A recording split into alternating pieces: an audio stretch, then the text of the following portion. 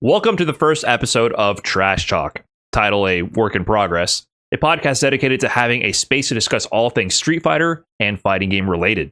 This episode, I sit down with Street Fighter V Capcom Cup Champion, low tier hero, and known perfect parry hater iDom, and discuss his meteoric rise in the world of Street Fighter V, his perspective on Street Fighter VI and the Capcom Pro Tour, and on his recent Grand Finals appearance with Manon and a CPT premiere. Please enjoy. iDom. Okay, first episode of whatever this will be. You know, I've thought of a title. I wanted to run it by you, and I guess now the audience too. I was thinking Trash Talk. Trash talk? Oh, that's good. I actually like that. Oh, because you're the trash can. I get it. I got the dumpster theme. I've been wondering about that because the branding with the dumpster theme, I haven't, I kind of went with that at the beginning, because we're all trash and doing our best. That's kind of the idea with that, but I haven't done too much with it. But I figured Trash Talk. But you moved Even though I feel like you moved out of the trash can though, because like you've been coming up. You're a big Hollywood star, Brian. F now. Isn't that what people do when they go Hollywood? They start a podcast. Starting a podcast is like the ultimate Hollywood move, isn't it? Oh, of course. There's so many of them. That's true. But there's not that many in the FGC. I mean, there's a few, but I feel like I noticed when I was looking at my own way I consumed content, I listened to stuff much more than watch it. I actually like putting on stuff in the background while I'm doing other things. So I don't know if you noticed the same thing. And I started to see like there was kind of this opportunity in our space of like people who want to listen to discussions about topics they're interested in, fighting game stuff, rather than just always have to watch like pure gameplay stuff. Yeah, I mean, I do that a lot. It's funny because, whenever I'm driving, I'm a big, one thing I do like about, the whole trash can thing, I'm a huge Always Sunny fan. So actually, I always listen. Okay. I listen to the Always Sunny podcast all the time when like I'm driving and doing something. So it's funny because I don't have time to watch it. I just got to be listening. Dude, that show is amazing. A lot of my notifications are from It's Always Sunny. Yeah. And the I'm the Trash Man classic. Yeah. I think my favorite episode is always It wasn't the wrestling one because that's where the Trash Man one came from, but it was the one where they got the boat and they bought... the implication. Yeah, the implication. Why is that your favorite episode, iDom? What's the implication there? Yeah, that episode's so good. Yeah, I mean, just the formula of just like having a cast of characters that everyone knows up front are all terrible people, and you're always rooting for them to fail. It lets you do kind of whatever, because at the end of the day, they're all horrible people, and you want them to lose. So definitely goated show. Dennis is all right. No, Dennis is all right. I think he's the Golden God is the worst one of them. What do you mean? The amount of like random like relatable stuff I have with Dennis is actually kind of funny. No, that sounds terrible. Don't say you can relate to Dennis, dude. What are you talking about? I'd rather you relate to Charlie. Like, yeah, I went through a glue huffing phase back in the day. Like, that's more innocent than anything Dennis has been up to. Oh no, I don't know. Well, let's hopefully we don't uncover that here. That's not what I want to get into. But I did want to get into a little bit about you first. And then we'll talk, of course, you just came back from ECT 2024. So this is kind of timely because we actually talked about doing this, or I mentioned this podcast idea to you like forever ago, but I'm lazy. So I know you were, you actually messaged me like, hey, are you for real about this podcast? I'm like, yeah, man. Yeah, I'm for real. And then never happened. Radio silence. Yeah, my bad. But you've inspired me. You just came back from a big second place finish at a CPT premiere. So we'll get into detail about that later. But I wanted to rewind a little bit because I'm sure many people in the scene know about your accomplishments and your come up. There's definitely people that don't, because I've been watching your YouTube comments. We'll talk about that a little bit, but I've been seeing the new era of Street Fighter VI iDom fans and viewers, and they might not know where you came from. And for me, you first. Oh, go ahead. No, I was gonna say it's funny always reading the comments like that because like I obviously there's a lot of people coming up with 6, but like it is funny like I was in like the last couple of like tournaments. I was really good towards the end. Like, what happened? And then it is funny to kind of see all those comments. It's definitely FGC is what have you done for me recently, because Yeah, I do want to go into detail about that heavy with you. I have some things to say, but because you kind of lean into a little bit of a recently, I have to admit, a bit more of a critical tone and mindset, and a bit more, I don't want to say pure negativity. I think it's perceived often as pure negativity from a place of like almost malice from a lot of people who aren't getting or aren't respecting your full context. But because they don't have that context either of you being a Capcom Cup champion, like literally, I think the best player in Street Fighter V for an era, they give you way less credit. So they see you complaining and they're like, this guy's a scrub. Like, what the hell is this? He's losing to a Ryu and complaining. So you definitely aren't getting credit from these people in the comments. I've gotten used to it. But yeah, I mean, you have to expect it a little bit though. Like, I think I don't know if you expected that up front, but that's something I've learned about the internet is if you put negative energy out there at all, people will pick at it as much as they can. It draws them in. It like attracts people to respond to negativity with negativity. So I don't know if you knew that going into it, or if that's something you discovered as you started publishing more YouTube videos. I've gotten so I put out like a lot of YouTube videos, but even at the same time, it's just like I'm not trying to be negative. Like, this is by no means trying to be negative at all. This is honestly just like, criticisms, and then like, criticisms are just like, this is this chicken's too salty. I don't know, something random. And then people be like, oh my God, he hated the food. And it's like, it's not me hating the food, it's me just, critiquing it. And then like, I've realized if you don't like one little thing about something, everyone just thinks you hate it, obviously. I've kind of there's a whole science to critiquing, and that's something I've learned. Like, you have to be really timely with it and charitable with it, and you can't let it be offhand frustration or salt. So like, the problem with I've seen is like a lot of your videos are compilations of your stream, and you're just playing the game, and then something will happen that you're critical of. And oftentimes the funny thing is about it, like, you're still winning. Like, I watch some of your videos and I see the comments. You might complain about a mechanic or interaction that you are a victim of in a moment. You end up winning the set or the tournament or whatever, and the people are like, wow, this scrub complaining. And I'm like, he's winning while critiquing. Like, first of all, that should give you some kind of more charity as the audience to be like, oh, it's not just pure salt speaking. But I think when you do things off the cuff like that, people are more likely to react harshly to it, right? Whereas if you save those critiques for like a formatted video, like, here's the time where I will critique. The rest of the time, you'll see me work with what I got, explore the games, try to grow and share knowledge, whatever, as a pro player / content creator. Here's the package where I'm going to critique. And then you maybe present like the upsides up front of Street Fighter 6, whatever. And then you start going into your criticisms. If you package things that way, I think it's much more well received and people are willing to hear you out. But whenever it's off the cuff, I've realized after years of doing this, it is horrible. Like, you attract so much toxicity in return for that. And I don't know if you've wanted to like change that, or if you don't care, because I've noticed that on your channel a little bit. I can honestly do like a video and be like, oh man, everything I really do like about Street Fighter 6, and like the video will probably do well, but that's boring. Like, that's no way to do it. Like, oh, you're just praising. Like, obviously I'm trying to do these things I like, these things I don't like, but obviously in the heat of the moment I'll be like, man, that shit kind of dumb, or this is kind of stupid. Right. So it does get to that, but like I said, if I could, there would be a whole nother side of like, stuff that, I really like about the game. But even at that point, like, it's not while I'm playing, it's kind of like, I'm in the menu and, the menu looks nice. So, at least I could turn on the game and find a match, because like, I play Strive, and like, I try to play Strive at 3 a.m. sometimes. I can't find a game.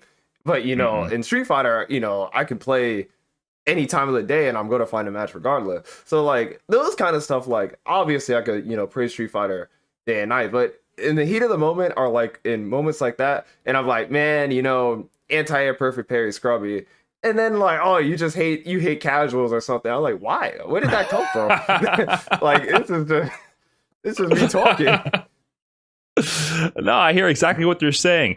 Well, I mean, like I think that's a problem with the pro player content creator pipeline, because unless you have like a structure for what you want to actually put out there and you're just trying to make highlights of gameplay, it's hard to have a hook and a story to make it clickable and watchable, right? Yeah. And so I think you're very focused on competing and playing. So I do see the attempt to like pull out a story from these things, from those moments. But usually the most interesting thing that happens during those runs is I got perfect parried anti-air and this mechanic scrubby, and then the title will be I got perfect parried anti-air and this mechanic is scrubby, and then you win the tournament while getting perfect parried anti-aired once, and then the whole comment section is this guy's a scrub, and I'm like, I just feel like it's not adding up to like a positive vibe, and people are treating, some people, not all, and I mean, to give context, you also have a game sucks command in your Twitch chat, right? That was not even all 6. I've played some bad games on stream that I admit some of those are from DNF. No shots of DNF,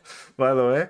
But DNF's the worst game of all time, dude. I love that game, yeah, but it's so bad. That game is so bad. But like all those are SF6 related, and like, come on, everyone's some of my favorite games. I said game sucks about Marvel 3, and that's the best fighting game ever made. And like, true, it's gonna happen. Yeah, it's a little unfair how critical people are of that, but I do feel like, because I've been there too, like playing fighting games is so frustrating. Being a competitor, you're going to deal with major frustrations, and how you package and present that is so key to avoid that, because people react so harshly to negativity. I mean, some of these comments, but to be fair, I hate fighting zoners for this one reason. Fighting Zangief made me realize something. You're doing some ... type titles, and then they're good games, and then the comments are like, here's one of the comments, I'm reading this live right now. I have no idea who you are, but man, you sure love to complain. You remind me of LTG/DSP. So this is also why I wanted to explain some of your history, because you see, people are finding you for the first time ever, and they jump to those conclusions. Like, does that concern you at all? Not really, because it's like, I mean, they just don't know the history. I mean, there's plenty of players like that. It happened from 4 to 5. Like, I remember, it's funny enough, there's a story about old Next Level. Somebody came in and they didn't know who Sanford was, and they thought he was a scrub in 5, and then he was playing him in 4. He's like, I'm really good at that game. So it happens. Like, I it's funny because like this is the first time me seeing it from game to game, because like I didn't really play 4 like that. But right, it's funny now to see it kind of full circle. Now it's happening to me. You're like, oh, he's just complaining. And it's just like, I try not to be like, this is bad, and this game can never be better, or this game's gonna be like this forever. Like, one thing I'm very critical. The one reason I'm very critical about 6 is this game has potential to be the greatest Street Fighter game ever. So it has potential to be the greatest package of all time too. There's a lot of things in 6 that I feel like is dropping the ball. Yeah. So like this game actually, like when 5 came out, that game was garbage. But like game can actually do it. This is the game to get the FGC, somewhere and push us forward. But like, they're kind of dropping the ball with some stuff. Yeah. I mean, even beyond gameplay mechanics, I have major frustrations with 6 in terms of like content delivery and CPT format stuff, which I've complained about a lot. The game itself, I mean, I do have complaints about the game, but I've learned to there's a time and place, dude. Even I remember like complaining in the beta about the level 3s being 10 seconds. I was like, like these were cool and awesome now, and I see the mechanical function of the drive meter recovery and all that during it, and give you a mental break, but I feel like this is going to get a little tiring after the 10,000th time. And I got eaten alive for saying that, because the Street Fighter 6 hype train is full steam ahead. And I see discussions all the time now about people complaining about 10-second level 3s. And I'm like, yeah, like it's a normal thing to get tired about. So it's like time and place. You got to know where the hype train is and know how to package things. But that's why I wanted to also bring up like where you came from, because I do think there's a new audience that doesn't know about your history with Street Fighter V and how that momentum carried into 6. And I don't even know what you were doing in 2016, because you mentioned Street Fighter V, terrible release. I think we all agree about that. I love how Street Fighter V went towards the end. But 2016, the game comes out. I remember running into you online randomly, and I was like, "Oh, this random ass Laura random me out, whatever." And so that's the first time I remember running into you. I think it was season 1, Street Fighter 5, and then I think that your first major appearance or notable appearance would have been NLBC versus Smug, if I remember correctly, in season 1. Walk me through like how Street Fighter 5 started with you and how you started getting visible in the scene then.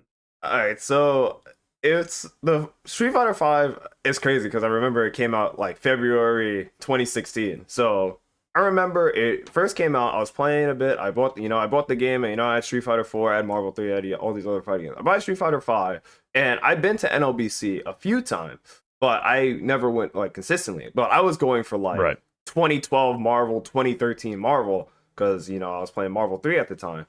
And then I was like, oh, Street Fighter 5, new game, I can play this, yada, yada, yada.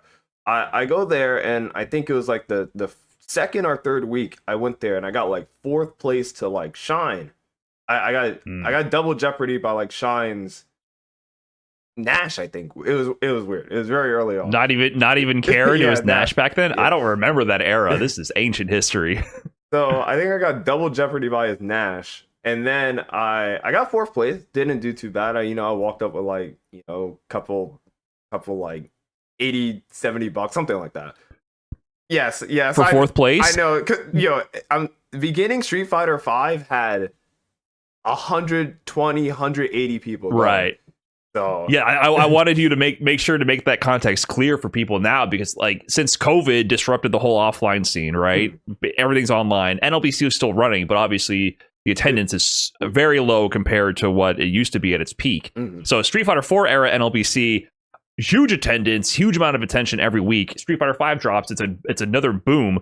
And Evo's going to have the most registration numbers ever. I think it was like 5,000 plus for that first 2016 Evo. Like there's all this hype before everyone realized Street Fighter 5 released like 3 years too early. Yeah, like the game was not finished yet. And so people are trying to, give it their all. And you're having 100 plus 150 man weekly tournaments at NLBC in that tiny ass store. Yeah, it was that I think that was before Henry moved it, so it was even smaller. Actually, we were packed in. There were people still outside. Okay. Yeah, there were so many. That wasn't even like the big good store that you went to. That was the raggedy hole in the wall store. Okay, I've never been. I visited in 2018. Yeah, that was the new store. That's when I was able to. Okay, so that's one of the smaller one. Yeah, the old store. Oh man, So y'all are out there in New York winter. Yes. Right. It's cold, right? Freezing. Waiting people are outside. Waiting outside, freezing. People are outside in jackets because there's too many people. You had the DDR machines in the front, and then it was just like, I'm not even kidding, like 30, 40 setups of people just playing Street Fighter 5. And they had the stream station in the back. But yeah, I went there, I got like 4th to Shine, and then like, I was like, I played good. There's some stuff I could have done better, yada yada yada. Took it back, and then like I realized, because I was still going to school at that time, and I was like, oh well, Henry ran this Savage Saturday event that I would always go to, because he also did weeklies on Saturday. So I would go on Saturday to play a lot, and on the weekends because I had free time to play. And I remember Henry was always there. Sanford was always there. Arturo, can I say that? You can say whatever. Arturo was there, man. Yeah, he was. Arturo was there. Smug, Sean Y, all the New York players. We were there just grinding all over the weekends for like Savage Saturday. We were just playing, and like it was a huge like deal, because like, new game come out, we're all trying to be the best, and we're just grinding there nonstop. And it sucks now, because like I want to go back to that, because like like you said, in 6 we kind of, online's kind of not like taking that away from us, but I try to do more now, because like I do want that era to come back, because that was like one of my favorite times, and like it made me want to get better at the game. Yeah, because like right now you're going to NLBC every Wednesday in the era where, first of all, on Wednesday it's TNS, which is the premier online weekly, which kind of filled that vacuum because when COVID happened, NLBC ended up going online, and that grew in a way I don't think people really predicted that it would, right? I think that actually really grew NLBC's footprint in a way that wasn't expected in terms of serving the competitive community. It took a little bit of a backseat in terms of entertainment value because people love the New York scene and the personalities and the commentary. I mean, like you'd have like Chris Hu, Yipes would be on there, Lee Chung, and this like the visuals of the tournament and the players hopping on the mic, like the energy, like that was a fixture in the FGC. But when it went online, everyone wanted to be a part of that legacy, right? All the players. And so I don't think anyone expected the level of competition that would bring. Like NLBC Online was stacked, dude. Like that was a legit major, like NA regional, like the most, almost the most stacked possible NA regional every week, right? And I don't think that idea even existed back then, that we could have tournaments of that caliber every week. And so coming now when COVID's, settling down a bit, and people are returning to offline events, now we have Tampa Never Sleeps kind of filled that vacuum with way better netcode, serving the entire country, 300, 400, 500 man majors every week, big attention, big prizing. Now it's like, why would I go to NLBC? Not to like be that negative, but like, why would I get up, go spend money, spend time, travel, go to this venue to practice when I could practice with all these players online from across the whole country? And you're just going to have more variety and more caliber of players to practice versus. And I think the one thing you're mentioning is like just the environment, like that connection between community. And so you've been sacrificing that experience and practice and potential income and streaming income, really, because as a pro player, streaming your tournament runs is like usually the biggest way that you draw attention to yourself. It's like the most exciting time to watch a pro player stream, and you've been getting up and streaming next level and participating in that tournament. So like, do you feel you're making some sort of sacrifice to make that happen just because you want to reignite that sort of local community connection? I do. It does kind of suck because like, we have strong players at next level, but obviously, like you said, I would be getting better practice if I was playing, online in like TNS or whatever it might be. But even at the same time, like the camaraderie that I think that players could have, even if like, you go into events, and then like I said, even for like online tournaments, like you got to think about it from whatever. If I don't get top 8, I'm just gonna turn off the stream and I don't know, go play Fortnite, or I don't know, go do something else. Go do something else. It's not really like it's not really as like like you're not there, and like people act like assholes online. Like I see all the tweets and the toxic tweet. Nobody's gonna do that. I hope nobody does that in an offline environment. But nobody's gonna like throw a tantrum at a local, because then nobody's gonna throw a tantrum at NLBC. Okay, we've had a few, but those are legendary moments. But most people would not throw a tantrum in a public space, and people are gonna ask questions, try to get better, yada yada yada. Right. You can even like play another game. We've done a Mario Party tournament one time, and I'm not talking about Street Fighter 6. Right. But I didn't think you were until you brought it up. Okay, thanks for clarifying. But you can do other fun stuff at offline events. It's not like offline events are so good, because that's why like I think majors are so important and other stuff like that, because you get more out of just playing. There's more than just playing. We're all obviously trying to get better and be the best, but even at the same time, we're doing this because we're trying to have fun. That's true.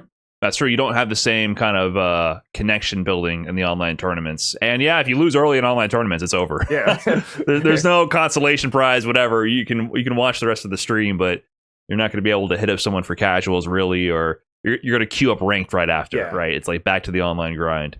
No, that's good that I see you trying to keep that alive, because NLBC did provide a lot to not just the local community, but I mean the entire NAFGC. It's a legendary thing.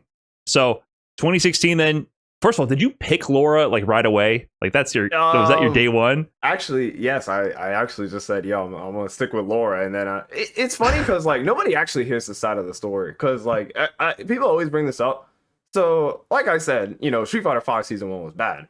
I got Street Fighter V, and I'm trying to remember because I want to say 5 came out, but I want to say like maybe like 1 or 2 months later, Overwatch came out. I was playing Overwatch. I wasn't playing Street Fighter V like that because the game was just like not great. So like I wasn't like I would boot up maybe like play for a couple hours, but to be honest, I was playing Overwatch. I was like grandmaster Overwatch player. So I was just, you know, playing a game I was having fun with. And then like I would boot up 5 here and there, but then it was more I was definitely playing Overwatch more than I was playing Street Fighter. Gamer. That surprises me about you, dude. You play so many video games. Like me personally, once I got bit by the Street Fighter bug, I dropped everything else. Like I never play or hardly ever play any other games. Maybe like a Dark Souls, an Elden Ring once in a blue moon. But you still consistently play like multiple, not only fighting games, but multiple game genres. Like do you still do that right now? Are you still playing Overwatch 2? And well, Overwatch sucks now. But game sucks. Yeah, the games are getting worse. I don't understand. No, okay. But I play, but like it's just something like growing up. Like I played so many video games growing up. Like I wouldn't have thought I would be playing fighting games for a living like I am doing right now, but it is cool to kind of have all that and be able to do this, even if it wasn't for like the genre I was expecting. But the amount of hours I put into like Marvel 3, MKX, Street Fighter 5, like it all makes it good because like, you know, all fighting games are great except for DNF, but you know, I'm just lucky I'm able to play fighting games as much as I am. And like I said, all video games. Yeah, I think you play for the love of the game. I mean, I guess it kind of shows too now because people often tell you to drop Manon now in Street Fighter 6, and I'm one of those people. I was very insistent, like, dude, you're wasting your talent here. Is that part of it? Like, you just want to play the game your way? I mean, I also feel like even with Laura in Street Fighter 5, even though I think she was very good in Season 2, and then they made her very good again in 2019 and beyond. I think 2018 was probably her lowest points, and maybe Season 1 as well. But she wasn't really meta, you know what I mean? Like, she wasn't the way the game was going until they gave her a hit confirmable low forward, which I still don't know why they did that. But, you know, the game was a lot of Karen was dominating the meta with Punk setting the trend and showing the way low forward hit confirms could work in the game. Maybe some Akumas, and then depending on the season, some other characters come and go. Rashid consistently up there. But there was a certain style, and it was like characters with like strong low forwards, having reversals, and then usually like a busted V trigger. Laura had busted V trigger, but she was her own thing, and then there was nobody else on the planet doing what you were doing beyond like 2017, you know, and 2019 as well, I guess, for Strider. You know, he had some strong performances. Mr. Crimson, he won the first CPT event, which is a random stat. Like, yeah, Mr. Crimson, the world's best Dawson player, won the first CPT tournament, which I'm forgetting the name of. Do you remember it? It was a ranking event in Europe. Winter can or Winter Clash, something like that. Yeah, or Kane's Winterfest. Yeah, something, was that it? Yeah, something like, yes, one of those winter something in France, I believe. He won that with Laura, then switched to the Dalsum. But beyond that, it was just you. Like at that level, there was no one close with Laura. So was part of that just like, I want to do things my way, or you just found Laura and you're like, I'm stuck with this character for life? Like, what was the feeling about that attraction there? In the beginning, I mean, I never thought Laura was that bad. Funny enough, like everyone would always say, like, you know, Laura's trash. You know, drop Laura. She can't do this. She wasn't. Yeah, like that one. That one, people were just being, you know, wrong. Like that one straight up wrong. Manon, I actually, you know, not that one. I'll give you. Like Manon's actually not that great. Well, she wasn't that great, but like with Laura, it was just people being wrong, and trying to prove people wrong. She's not like she was like a good character. It's just like kind of getting overshadowed, and people don't want to like go away from their whole Shoto archetypes, and people are just so used to playing like what they're used to playing.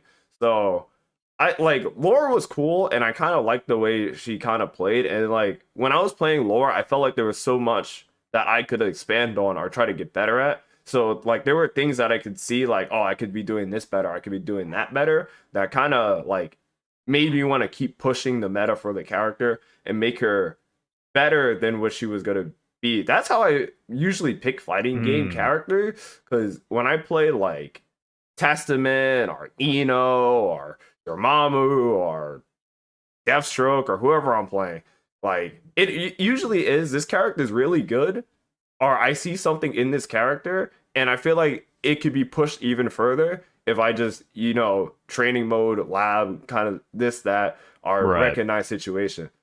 Not Manon though. Yeah, Manon's actually kind of less like that. But I agree. Yeah.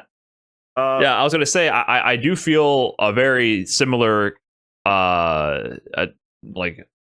a very similar way about my character selection as well, because I think the most addicting thing in fighting games is being like, "Ooh, I could have done X, Y, or Z." Like, "Oh, you beat me there, but if I had, you get that kind of almost like a gambling sort of high, like, oh man, if I had just done this or whatever, I could have won." So it kind of hooks you a little bit, because then you hit the lab and you realize you could iterate on this.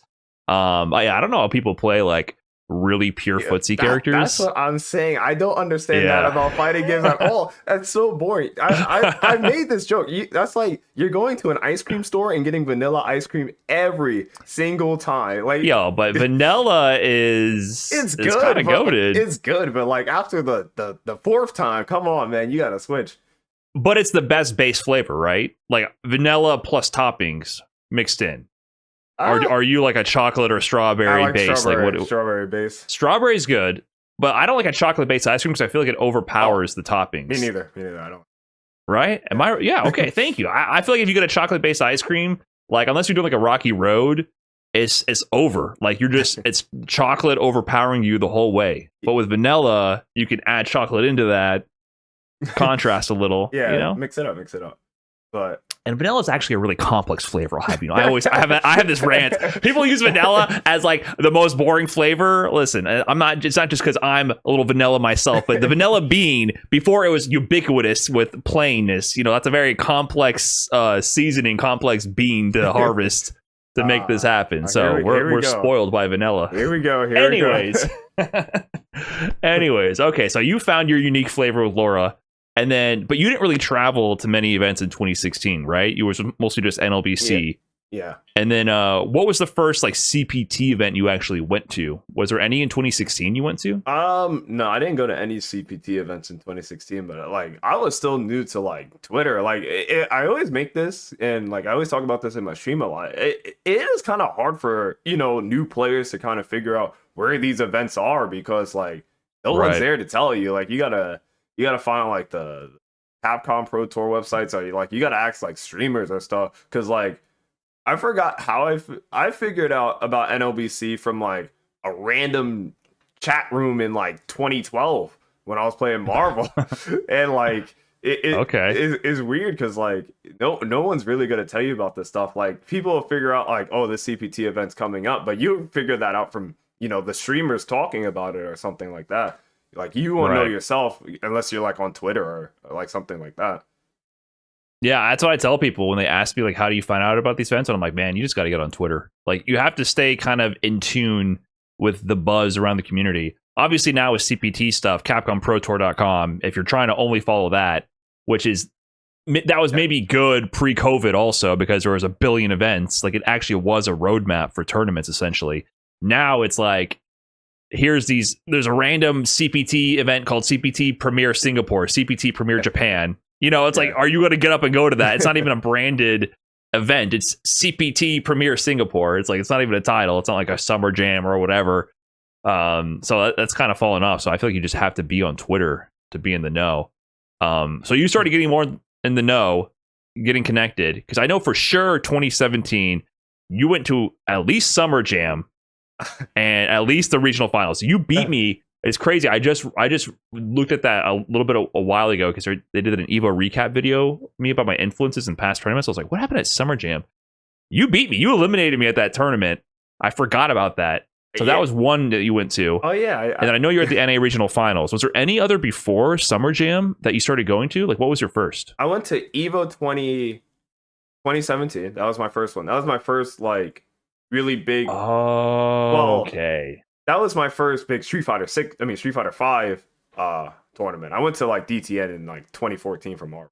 But yeah, for Street Fighter 5, I went to Evo 2017 because, you know, somebody from like the old NOBC chat was like, hey, you know, tell iDom to, you know, get in contact with me. I love watching his Laura. And he was like, yeah, I'll fly you out, you know, house you for Evo. And I was like, wow, that's really, you know, sick. Like, and that was just like a random NOBC chatter because he was like watching my matches with like Smug and all of them, and you know, and everyone being there, which, you know, I'm grateful for. And I went to Evo 2017 and I lost to Mr. Crimson and Meta. Isn't that crazy? Like now that you're telling me this, I remember all this story because I was there chatting with you about this. And I think it's crazy that you lost to Mr. Crimson and Meta RD in 2017 as your first tournament, because that became like the rivalry endgame Street Fighter 5. It was like you, Crimson, Meta RD. Like that's actually wild that there was like that foreshadowing with your first tournament. And I don't remember if it was in my stream chat or in your stream, you mentioned this about being offered a flight, and you said, I was like, Adam, are you gonna go? Because I had been like begging you to go to tournaments. I remember every time I could chat with you online, I was like, you gotta go to a tournament, because you were just killing everybody at NLBC. You were beating my ass online all the time. I was like, you will destroy people at these events. And you're like, I don't know. And then you mentioned this guy about to buy you a flight, and you said you were thinking about it, and I was like, you're scared to fly, aren't you? I did not want to fly. I still am terrified of flying. I've been to so many, like, I've been to, you know, out of country events now, and I hate flying. It's something I can't get over. Like, is it the whole time you're stressed out from the moment you sit down, the plane starts taking off, or is it like come in bursts, like some kind of anxiety that kicks up? It's during takeoff. Well, it's not during takeoff. Like when they're on the runway, like I'm fine, I'm chilling. But as soon as you get like, you know, a bit in the air and you're still going up, that's when it really sets in. And then like, does it coming down is also kind of, you know, a bit scary for me, but yeah. You know, it's weird. I used to have like no flight anxiety whatsoever. Like my first flight, I think was 2014, something like that. And I was like on a Disney park ride. Like, wow. You know, like I was like looking out the window, and I'm not even in the window seat. I'm like in the aisle seat. I'm like, oh my God, like looking over these grown men next to me. Like, wow, we're in the, you know, having my childhood amazement. But randomly in 2017, after flying to all these tournaments, maybe it was 2018, 2019, I remember I randomly got hit with anxiety about a flight. And I was like, why am I suddenly like, oh man, I'm not in control of the situation right now. You know what I mean? Yeah. Like that sensation of I can't grab the wheel and correct the plane. You know, I have no control of my life or death at this moment. It struck me, and I was like, that's random. Like, it's weird. Why do I care suddenly? It's weird because like you would think about it in like a sense of, you know, somebody else driving a car. Like if somebody else is driving the car and like I'm in the passenger seat, it's kind of the same thing. But I don't know, when you're on the plane, it just feels so much different. I don't know why. Well, you should be more worried in a car because you're much more significantly likely to die in the passenger seat of a car, just to make sure that you're more anxious for more of your life. I want to impart that wisdom on you. But yeah, I started adopting an exercise if that hit me, because like turbulence would kick in, and for a moment I'd be like a little like stressed, and I'd be like, if it's over, baby. You know, like I had to like learn to just like imagine the plane going down and just relaxing my body and letting free fall take over and die. Like I would literally like think through that, and I'm like, what am I gonna, you know, just let it go. I don't know if you've gone through that. I couldn't think about it like that. No. I feel like you made it worse for me. Oh, that sounded awful. Worked for me, my bad. Because I mean, that to me is where the root of it comes. It's the lack of control. I think we have. I think a lot of time anxiety kicks in because you want to control something, and fighting that in a situation where you can't control it can make it worse. So I found that letting go helps, but maybe I made it worse for you. My bad. There was one tournament, I think it was CEO, funny enough. I think I was coming home from CEO and we were about, completely off topic. They were coming down and the plane was about to land, but they almost landed on another plane, so they had to pull up. And they pulled up so fast, like, yo, what the fuck is happening? And then like they were like, the pilot so calmly is like, yeah, we almost landed on another plane, and we just I was like, ain't no way. Come on. Pilot here, yeah, we almost just killed everybody aboard this flight and another, so we want to... Oh, come on, man. Did you like go through like a lot of G forces as they pulled up? Was like the blood being pulled from your head in that moment? Yeah, it felt terrible. It felt awful. Well, with all these Boeing flights, who knows? That's going to make all our flights much more exciting in the upcoming years. But you did finally get on that plane. You went to Evo. Somehow you lost to Mr. Crimson and Men RD, which is crazy foreshadowing. And then I had to check Wikipedia. Was your next tournament really Defend the North? Yeah, it was like the week or 2 weeks after, I think. It was really close. And like for me getting to, Defend the North, at least that during that time was like 40-minute drive. So it wasn't too bad. But, I just went up with, Javits and Liston. Shout outs to, those two. Because, we go out to eat, we go to movies, we all hang out, and we've been boys for quite some time now. So that's kind of like the NLBC like camaraderie that I'm talking about, like people don't really have anymore. Right. But yeah, shout out to Javits and Liston. We went up together, and we went there and we played. I won DTN 2017 actually. No, I mean, you didn't just win it, dude. Like, you won it over Punk, which is a big deal. I mean, Punk just got second at Evo. He was winning every premiere at that point. And I'm pretty sure at this point you had already been playing him at NLBC and being beat by him, right? Like, you've already run into him in streamed events. Am I correct in saying that? Yeah. So, I mean, Punk was beating the world at this time, right? Yeah, he was one of those. Beyond the number one player on the planet. And at this time in Street Fighter V, really rapidly, right? And starting with the beginning of season 2, from there on out, it was like Punk was the god. Like, that's where the title came from that era right then. So you actually managed to beat him in the Laura Karen matchup, which was unheard of. At that time, it was assumed it was a wash, right? Like people...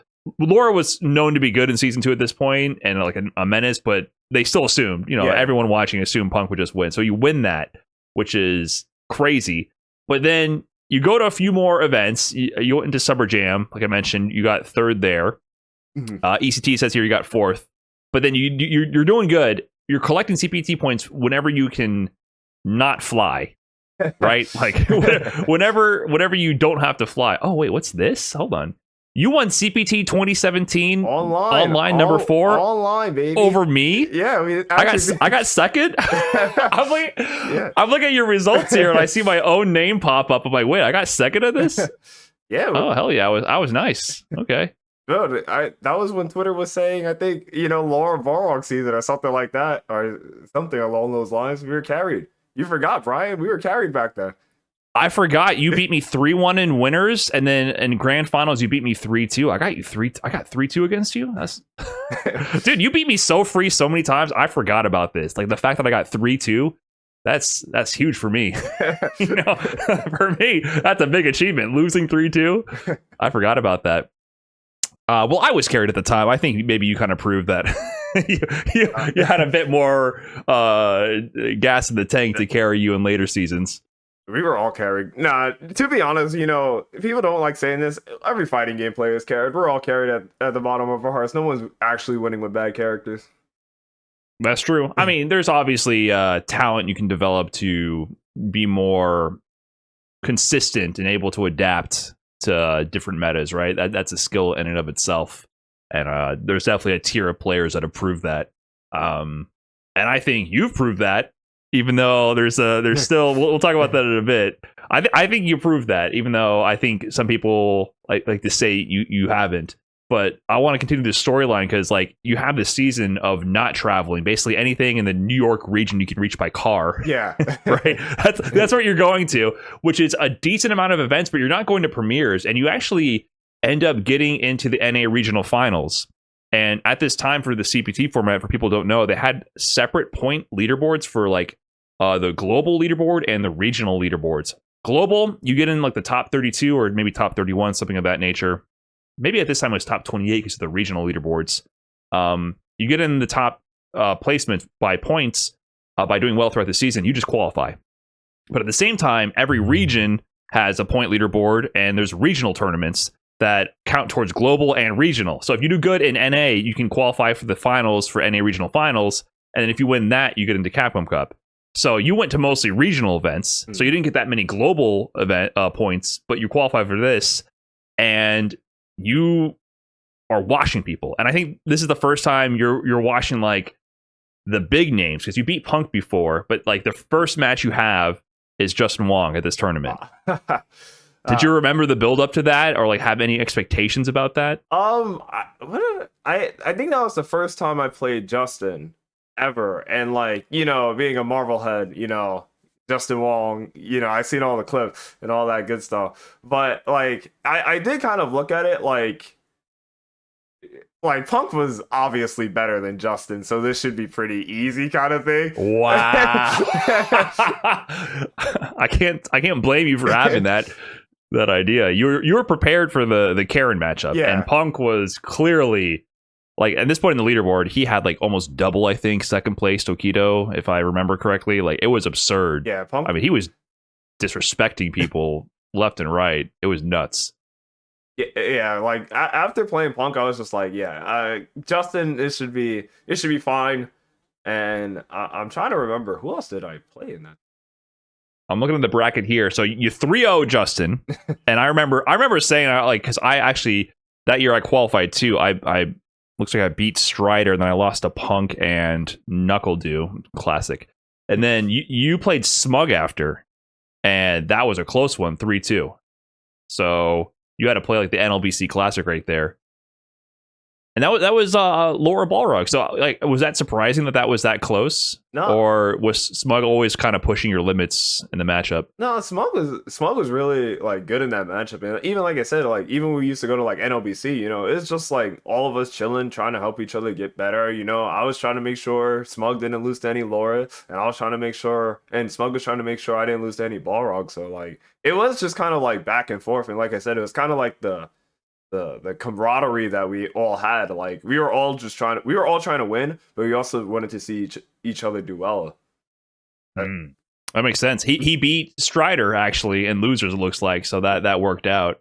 Man, Strider got double Balrog. That's crazy. Strider, like, me and Strider also went to like so many tournaments together at that time too, and I would actually beat Strider with his Laura in the Balrog matchup. And I never beat Strider ever again. Like after he stopped playing Laura, I never beat him. When he switched to G, Street Fighter 6, I have never beat him since he dropped Laura. But for some reason, the Balrog Laura matchup, which I still think was terrible, I actually managed to get wins, and he got double rogged that tournament. That's interesting. Strider wasn't a Laura player. He was trying to play like footsies, which was not like not what you were supposed to do. I don't think he exploited the fireball as much as you did, like understanding how to utilize that when Rog couldn't really hit low underneath it to stop it. I think you kind of like, you put that on the map where like you show the blueprint, like, hey, some characters just have to hold this, and then you get the mix started. But then you go up against Punk, you lose 3-2 in winners finals, close set. You take out Smug in losers finals, and then you get to grand finals. And the context here, which I think is why it's such a marquee moment in my mind, for some reason, this is a tournament to compete to get into the Capcom Cup for the regional finals. But if the winner is already in Capcom Cup via the global leaderboard, which the number one player in the world here is Punk, he's in like 30 times over, right? Yeah. If he wins the tournament, it doesn't go to second place or down the list. It just poof. It just disappears. It went to correct me if I'm wrong. I think it went to Sako, because I remember there was a it was a video of Sako cheering that I lost, that Punk beat me. So I actually think Sako got the spot because I lost to Punk. Yeah, I'm not sure who it went to, but it opened up on the global leaderboard, right? Like that's the idea, is that whoever was next in line, there was some complex math about it. So I'm pretty sure Sako, that sounds just about right. Maybe I can see. No, I can't find the point. Oh, here we go. So was it Sako? Points? I think it was Sako. He's the very last. Qualified via leaderboard, he's the very bottom person. So you lost. You gave your spot to Sako in Japan. And then Punk, he's popping off, celebrating. The confetti goes everywhere. You're there getting confetti rained on you and your hair. And then your dreams of Capcom Cup qualification just go poof. So, like, what was that like, knowing that you got gate kept in a way where Punk didn't even earn a spot? He earned the accolade and the money, of course, and the trophy. There's still a lot to compete for him. So I'm not trying to blame Punk for anything, but how does that feel in that moment? So unironically, that one was not the one I did not really care too much about that one. Weirdly enough, I know it sounds crazy, but I was not too hurt on that one. It was the one next year that actually was the one that kind of got to me more. Because I think the year after was I lost to Punk and CJ.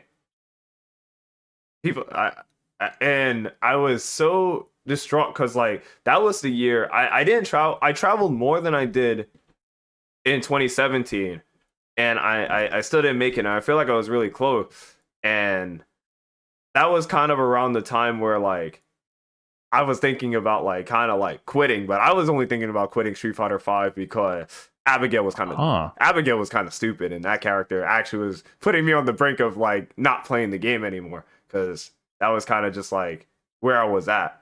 And I was like, I didn't know you were thinking about quitting. I mean, I knew Abigail season 3. I feel like the game had been getting better every year, but the one blight on season 3 was Colleen V Trigger 2. First of all, I want to honorable mention that they nerfed that. It was nuts on release. And then Abigail, of course, that's the big one. And even worse, the first half of the season, he was a monster beyond all reproach. Like, it was very dumb. And then he got nerfed, and he was still dumb, still very dumb, but it was not.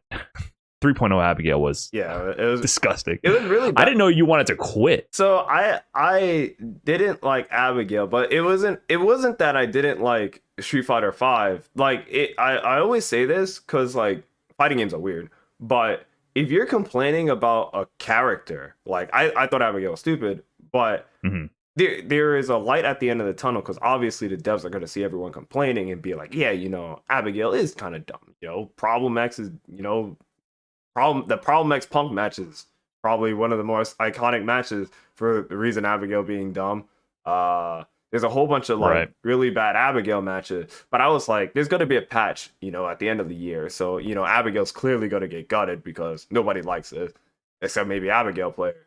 But when you're playing a game and the mechanics are the problem, that's where I feel like it's always kind of hard, and like you're kind of teetering. Because the devs don't really know what to do, and if you're complaining about the mechanics, then it's more than just a character. Like I love Marvel 3. Zero's dumb as fuck, but like it's always gonna be like that. So but at least not every game has Zero. Yeah, not every match you're playing Abigail. Yeah, right. It's interesting. I didn't know you were that upset about it. I mean, I knew it upset you. Like I personally, I tried to counterpick you with Abigail at this same tournament.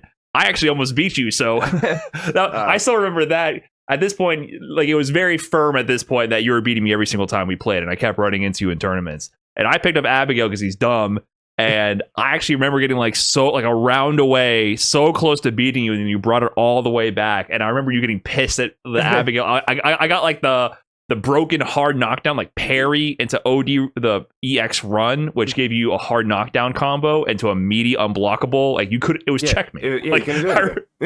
I remember checkmating you, and I was like, yes, he's getting pissed. I'm like, oh, I'm hitting him with the bullshit. But you adapted and you brought it back, of course. But that's interesting. I didn't know like it was like that bad. So this tournament, you get third to CJ and Punk. Punk beats you 3-0 in winners finals, and then CJ beats you 3-1 in losers. I'm looking at the bracket here. So that means, poof, you traveled a bunch more this year as well. Yeah. And your results weren't as good. I think like Laura had gotten nerfed and Abigail was around, so there was like harder matchups, and you're adapting to the new approach with Laura. So that meant that you didn't get a spot. Yeah. So you're saying because you had invested so much more, it was that much more heartbreaking that you got once again to the final stretch, like your one last shot, and then it fell short.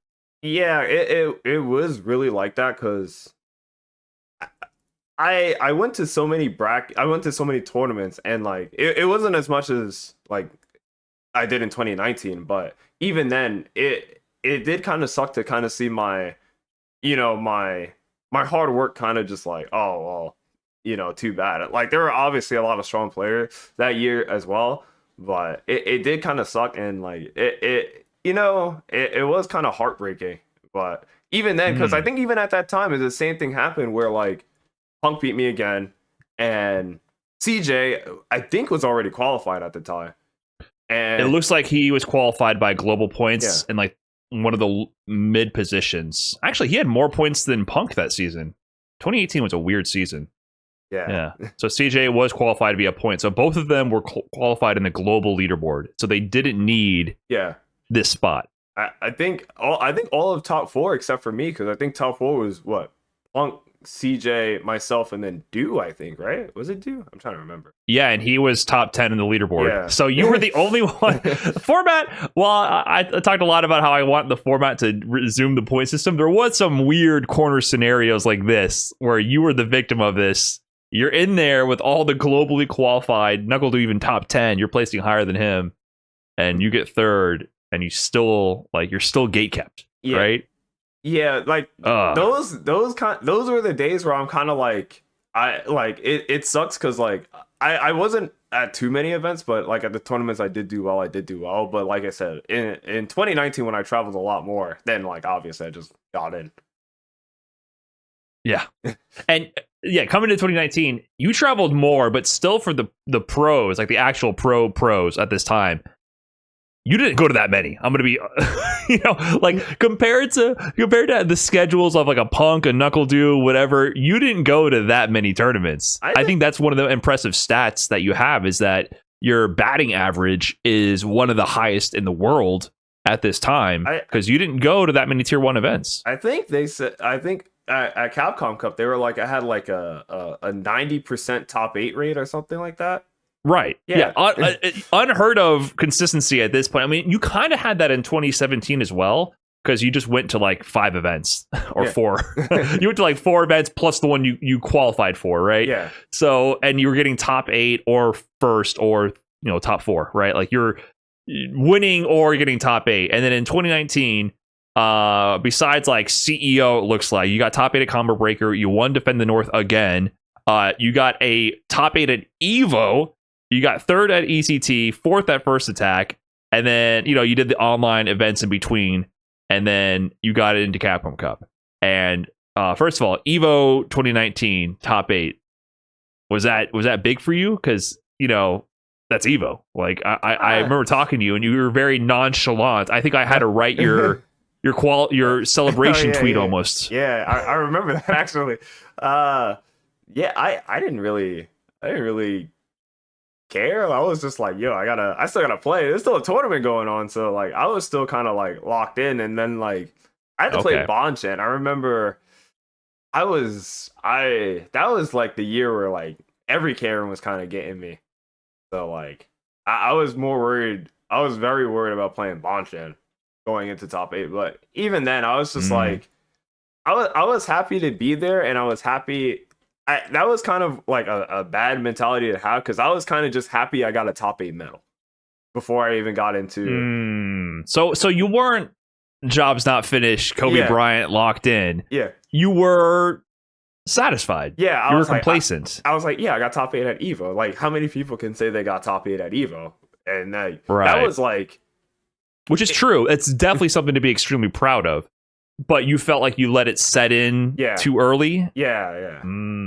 So the night before, I mean, it's a long day on Saturday, right? Like get it, that whole road. You did it through winter, so I think you got it done faster and quicker than a lot of other players had to do it. But it's still a long day. the Saturday tournament day, if you're going far, it lasts forever. That night, what did you do? What did you do that Saturday night? I was kind of just like complacent. I think I had like a few drinks, but that was about it. I was not, like I said, I wasn't.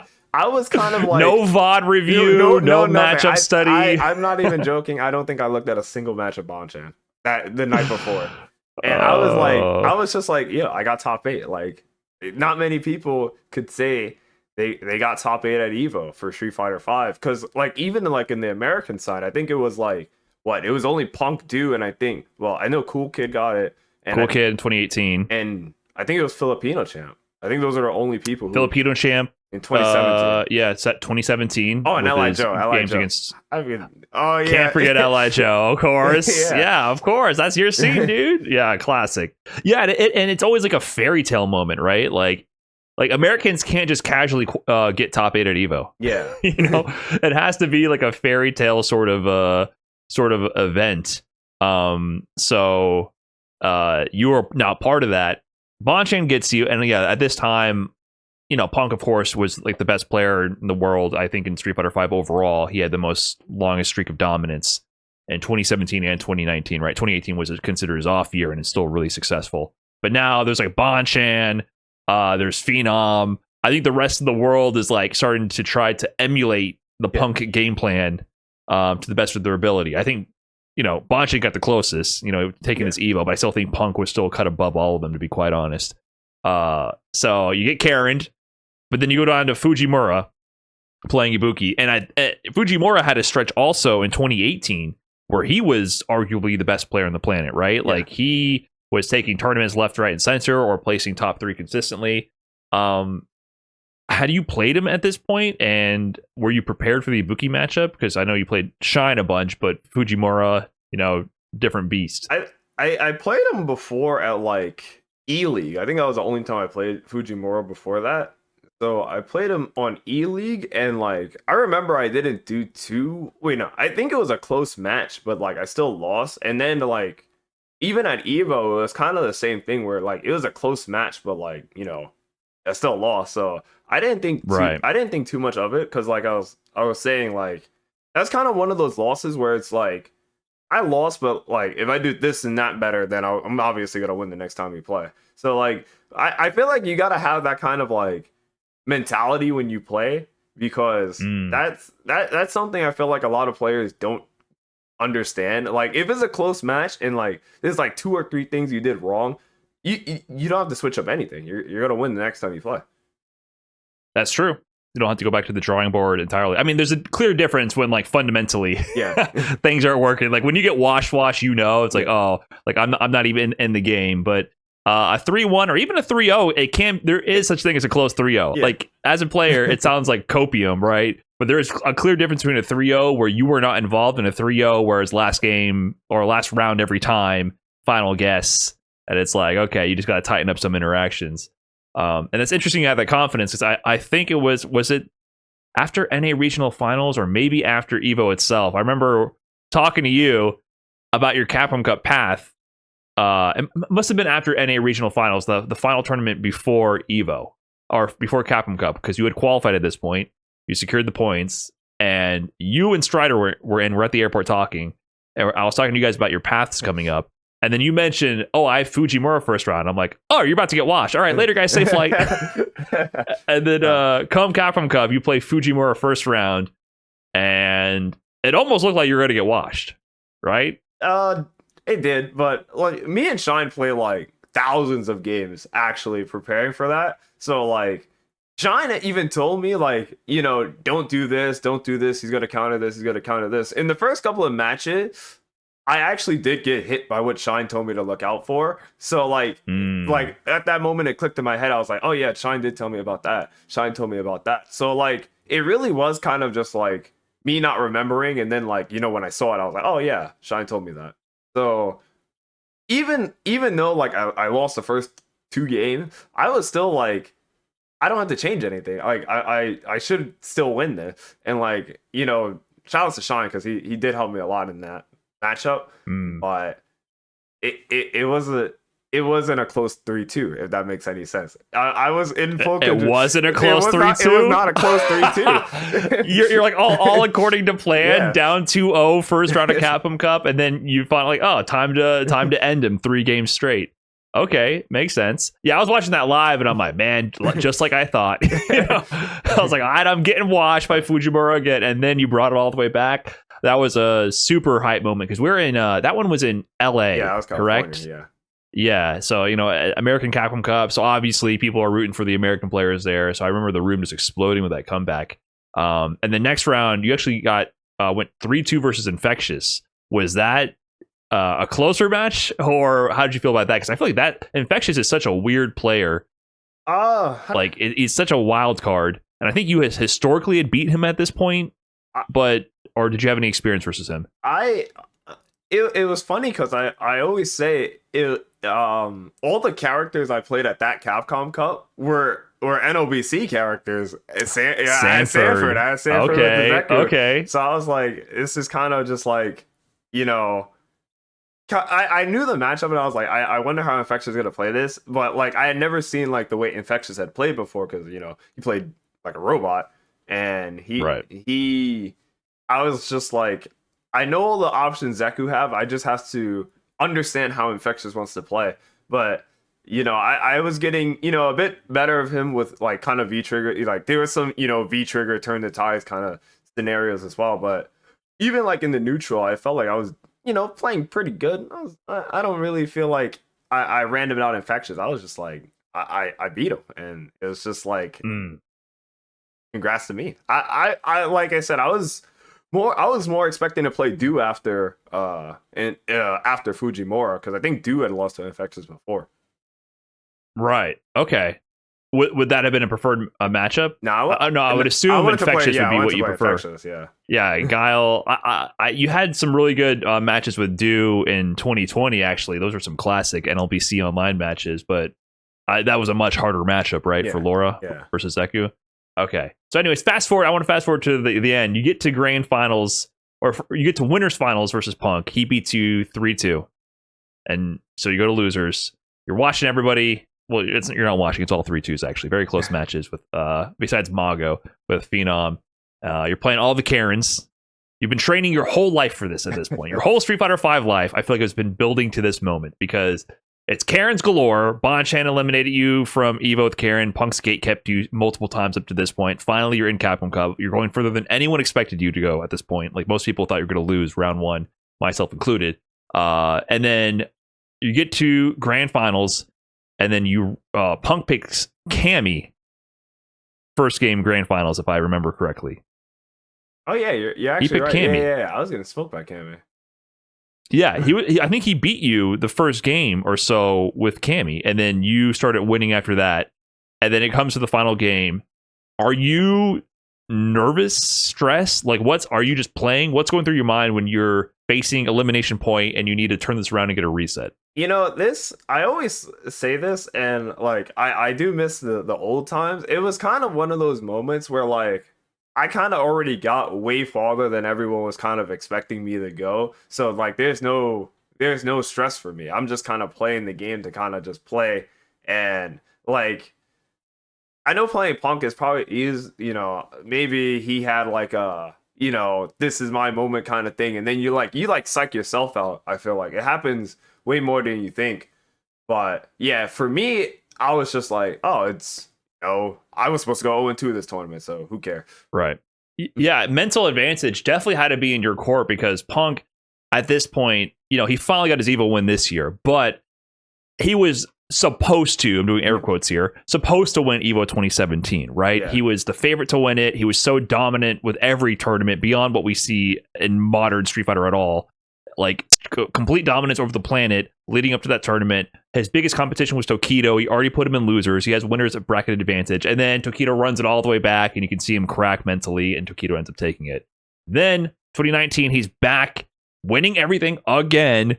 And it's like, okay, this is finally Punk's time to win like a super major, like, Evo or Capcom Cup. He's in winners. He's fighting iDom. He gatekept you so many times. He's like one of the, if not the main reason you didn't get into Capcom Cup.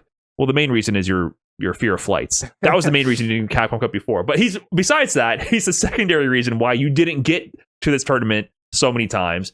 Beating you a million NLBCs, whatever, regular, not recorded tournaments, and then also gatekept to the big ones.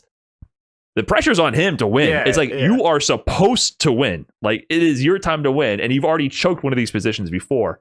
So did you sense that in his aura? Like, could you perceive that in his gameplay, or were you just like, man, I'm so thrilled to be here, who cares? It was more the second one. Funny enough, I was just like, yo, I'm happy to be here. You know, I'm glad I got second place at Capcom Cup 2019, and then it's just like, oh, that's not how it happened. Didn't that cost you at EVO? What's like the difference between EVO 2019 and this one? So EVO 2019, you kind of had a similar vibe, you said. Were you just more complacent then, or it just happened to work in your favor? Same kind of mentality, but it worked in your favor. Well, I think it was more, it just kind of worked in my favor because I don't know, like playing like the Japanese players, like I think that was the first time me and Bonchan had ever played. So, you know, Bonchan's still like tournament mode. Like Bonchan probably still like, you know, I got to play here. Cause like, even for him, like, but he got second that one Evo, right? So he's probably still like, can't let that happen. He won. Did he win? Wait, that was the one where Luffy won. EVO 2019, he won. No, Luffy, the Street Fighter 4 one, the Luffy one. Oh, yeah. So you're right.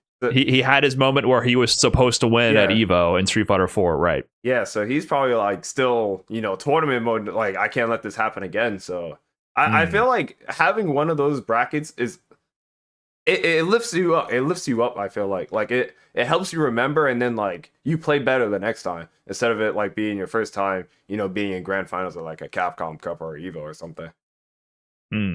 I see. But you had the underdog mentality, which I do feel.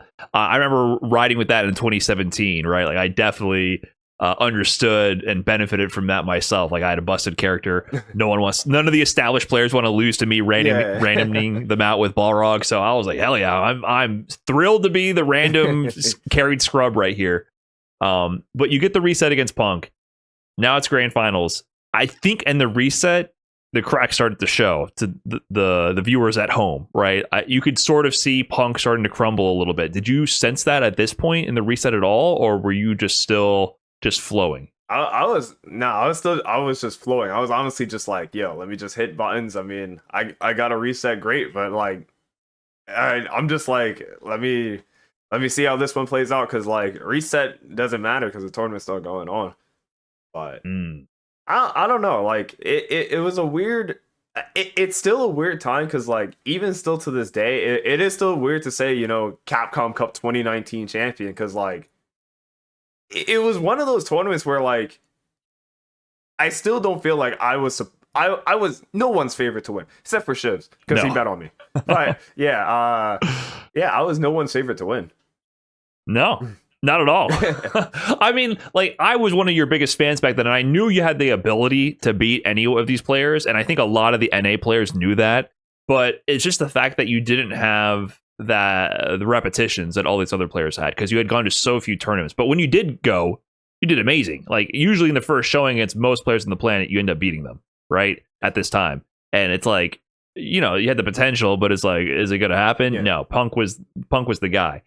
But the moment you finally lose a game, I think you're up 2-0, you lose one game, you immediately switch to Poison. Was that already part of the plan? That was the original matchup I was practicing for a lot of the Karen players, but like it was every match I think I played it, like even against like Mago, I was like, I'm gonna play one game as Laura and then probably switch to Karen. Versus Fina, I was like, I'm gonna play one game as Laura and then probably switch to Poison. And then like Mago, I didn't have to switch, but even versus Phenom, it was kind of like one of those things where like if I tighten this up, I'm not gonna lose this. So it was close, but like I noticed where I made a mistake, and I was able to identify where I made my mistake. So, but what is the difference there then? With Phenom, it was 3-2 in winners, by the way, so it was very close against his Karen. But you said, no, I'm going to get him next time. I got this. But Punk, grand finals reset, you're up 2-0. You lose one game to his Karen, immediate switch to Poison. And then, you know, myself and others in the crowd are like, No, I think like he's throwing. I think that game was a wash. I think the one he got was a wash. So I don't even think it was close. So I was like, all right, let me switch to poison because this is what I was actually practicing for. Okay, so you didn't have that feeling of, oh, if I just tighten up here. No, it was you feel like Punk clicked. He's like, wait a minute, I'm Punk. This is iDom. Yeah. Let me correct the course here, the timeline, and make it how it's supposed to be. So you felt that correction, and then you went with your original strategy of poison. Yeah. Okay. And so the combo's going on. You switch to poison. It's working as expected at this point. Like it's exactly what you practiced. Yeah, I mean, I remember because like, I remember Sanford. Like me and Sanford would always talk about it because he played poison originally too, and he was like, yeah, I feel like poison does really good versus Karen. You know, we would always talk about like matchups and stuff, even while we were there. I mean, while we were at NLBC, and he was like, yeah, you know, she can't really do anything about this, and that, and I feel like. He would always tell me like the only way you're gonna lose is if you get cornered and die, and I was like, yeah, but you know it's Karen, but she corners you and kills you. Yeah. But that's like, what she does. But yeah, me and Sanford like strategized a lot about like what we were gonna like how to play because he was like he as much as people give Sanford shit, he was actually a really good like. He understood the game. He didn't like the game, but he definitely understood it. So are you? I gotta. Are you becoming Sanford? Do you see parallels in your? Yeah, Sanford for the audience listening in who may not know because he's kind of stepped away for the most part from the scene. I mean, he's still involved here and there, but you know, Sanford was. An MVC2 champion, one of the best Street Fighter 4 players in NA, especially early on. I believe he got top 8 at EVO the first year, if I remember correctly, in 2009. Always one of the best players in America. Street Fighter 5, also a really strong player in the beginning as well, but he, you know, the mentality and his emotional connection with the game, it became very toxic, and he was known for being salty when he lost and ranting about games, and he seemed unable to accept the game for what it is and just play the game, right?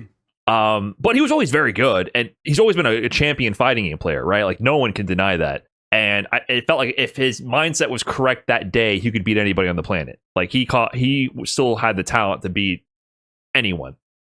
But you know, he didn't have a twitch with the game sucks command, but he kind of. Do you feel like you've kind of I don't think, picked up some of those habits from him? I don't think it's full circle, but I do think it's my complaints are more valid. I feel like the stuff I complain about isn't okay. It's easier fix. Like they were never going to change V Trigger. Let's be honest, they were never going to change like the way V Trigger kind of worked. I do feel like they could change some of my complaints. Okay, so you feel like you're a bit more reasonable with your complaints, and it's more from a place of pushing for positive change, which you would think would make the game healthier and better for all. Yes. Rather than just complaining about the foundation and nothing will ever change. Yeah. And you're wasting your breath. It was never gonna go away. Like we can still, you know, nerf parry because like parry is still kind of the way it is. I think V Trigger is so overblown, and they did tone it down eventually. Actually, in terms of like the, you know, sometimes they would reduce the amount of time you had access to install V Triggers, add scaling. They did do a lot of changes over the course of Street Fighter V's history to actually address. Now, did they get rid of like button into V Trigger? No, but now they have low for dry rush, right? we have V Trigger infinitely throughout the round. Let's get into that in a second. I do want to close out this Capcom Cup story because you switch to the poison. Sanford, that's crazy to hear that Sanford is the one who like helped get you over that finish line, and it's awesome to hear that like the whole NLBC crew, you know, shine with the Fujimura match and just throughout the years they've all supported you, helped you get out to events, and it all kind of culminated in this moment where you're playing poison against Punk, his Karen, and Sanford helped coach you on it. You get the final hit, and you know it's going to kill. Like you get that. I think it was the heavy punch starter. I didn't think it was gonna kill. I was just like, you didn't think it was gonna kill? I didn't think it was gonna kill. I was like, there's probably gonna be one more guess, but poison did so much damage back in the day. Okay, so it's the V trigger. It's the V trigger activation combo, if I remember correctly. You hit the Molotov in there, and then he's burning up, and then the whips are going on, so the extra life is ticking down. KO. What's happening in your mind there? Yeah, I'm telling you, because like it wasn't expected to happen. Like I said, I wasn't even expecting that. Like my goal going into Capcom Cup was to beat Fujimura. That was it. That was my goal.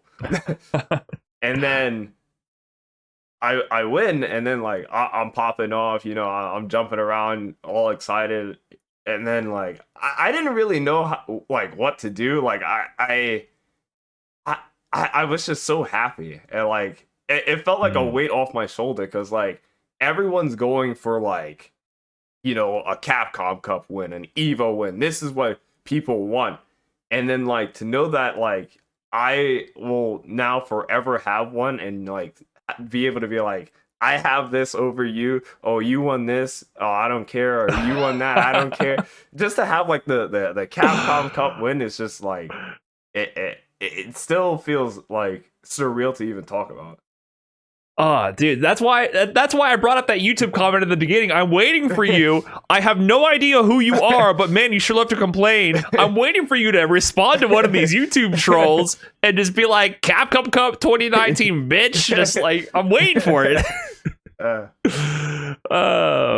yeah, that was a fairy tale moment for sure. I mean, and it was dramatic too, because it's like heartbreaking again for Punk, right? So I think there's like the great narrative drama. It wasn't just Punk being upset or being beaten by another strong player who was like, oh, I won. Yeah, it was Punk being upset, the heartbreak again, and the fairy tale win from the player that he gate-kept multiple times. Not that I'm not trying to make it sound like it's a personal beef or anything. It's just how the competition goes, right? Yeah. It's just like you guys paired up against each other at critical moments for your career. Yeah, that was a beautiful Capcom Cup. So it definitely told a great story. And now you got it done. Now, the thing I thought was interesting is they announced the new CPT format after you win. Yeah. And it looks like it's going to be a great CPT. It's going to be an offline tour split into 2 seasons. If people don't remember this format, they had a whole slideshow. I think it was going to be maybe 40 competitors from online, and then like they had the World Warrior program. Maybe it was only 20 or so, or half like a 48-man bracket from offline, but it was going to be split into 2 leaderboard seasons. So you can try for the first half of the season. If you're falling behind, you quit. You try again for the second half of the season to save on travel costs. And World Warrior to extend reach to the whole planet. Give more people who can't travel a shot. It's a great format. Yeah. I hope Capcom looks at that slideshow they put in 2020 and revisits it. Things are looking great for the future. Then COVID happens. I have this theory or this impression that COVID kind of robbed you of having the most dominant era in Street Fighter V history, because I feel like from that point forward, you didn't win Capcom Cup and fall off. The world just didn't give you a platform to keep beating everyone's ass at that point forward. Have you ever thought of that at all that way? Am I hitting on something that you have thought about? During COVID, I didn't really feel like that. Like even going to like the few invitationals that they had, because like I did do like Red Bull Kumite in London, and still going to like all the events, I felt confident in my play even after Capcom Cup, but it still was just like this COVID's happening, and like I didn't really think too much of it. I was just like, whenever the next Capcom Cup happens, hopefully, because whenever COVID was going to end, that's where I'm going to show out and show people that like I'm still cooking. I'm not just going to win and then disappear like I'm not just going to win and go away. I'm just gonna like who like who. But yeah, I was like ready to show off. Like I was super like ready to keep competing, win Capcom Cup in 2020, and just keep competing. I was ready to play again. Yeah, because COVID happens and everything goes online. And so we do get a pretty entertaining era of online tournaments. And like some of the best sets I remember are like the saga between you and Knuckle Do online. Amazing matches. We get to see you guys play much more frequently and see that develop over time. But you're not able to travel anymore. And there are events that are invitationals that slowly pick up in 2021. But there's a whole season where I feel like 2020 you were primed to start going to premieres and start beating like so much more international competition. When they bring you back to 2021 and beyond, and then 2022, there's a bit of a offline season for Street Fighter V. You're winning again. Like you're picking it right back up. I mean, like there's the Red Bull Kumite in was it UK, and you end up getting second to Mr. Crimson, and that's sort of when that rivalry starts. There's a Red Bull Kumite in Vegas. You end up getting third, I think, third or fourth to Problem X. Yeah, I lost the Problem X. Right. But then there's like the CEO, the Combo Breaker CEO 2022. You get first at both of them. And it's not international competition as much because the way the world is at the time, but you're still like players like Mena RD, Punk, I think is even going to those. Knuckle Do, all of them. All the NA players are going. Yeah. You're winning. You don't have any sort of like, damn, what if COVID didn't happen to mess up my era? Like you don't have any of that feeling. Because I think about that often, actually. Not really. For me, COVID was like kind of this is a weird blessing because like, I got my degree during COVID, funny enough. And then okay, like it helped me do that. I was obviously at home more. I was able to, streaming, like really build on like streaming and stuff like that. So like being home more frequently definitely helped me a lot. Then like I feel like if I was just going to events, like I would have probably built the legacy more. But being home actually helped me more in IRL stuff, get like more IRL stuff done that I felt like I wouldn't have done if I was oh man, I got to defend this Capcom Cup title.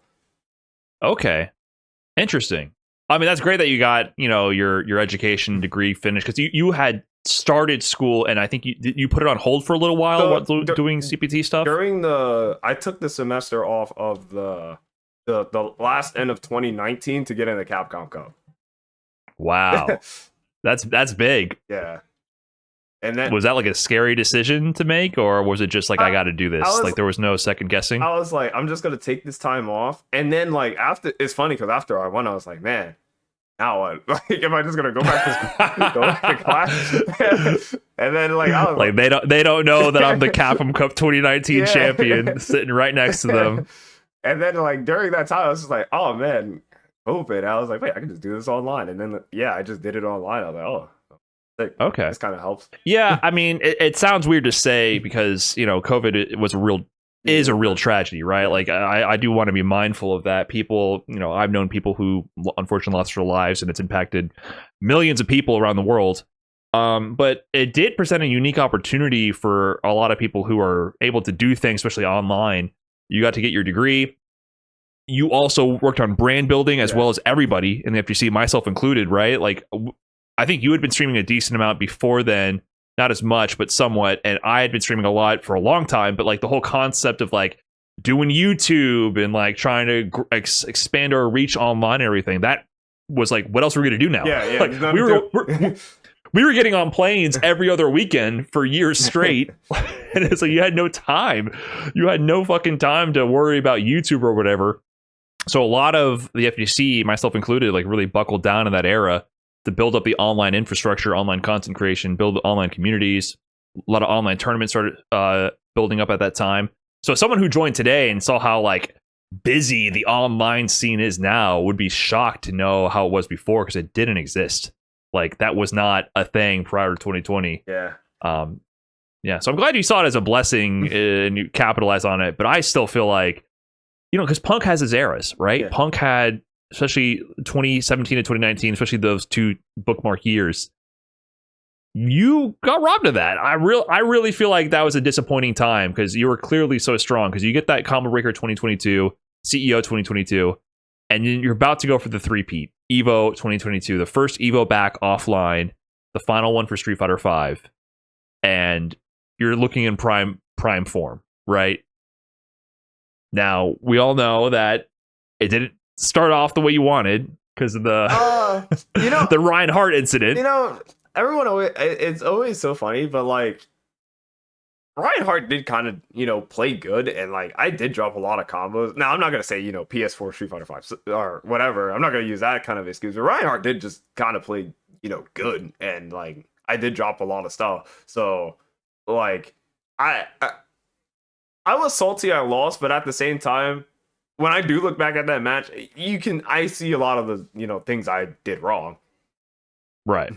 Yeah, I mean, obviously, for those who don't know, Reinhardt, the UK Justin Wong almost, right? Yeah. Just legendary fighting game player, like probably the most tournament wins of any player on the planet, just based on pure number of games and tournaments and longevity he's had.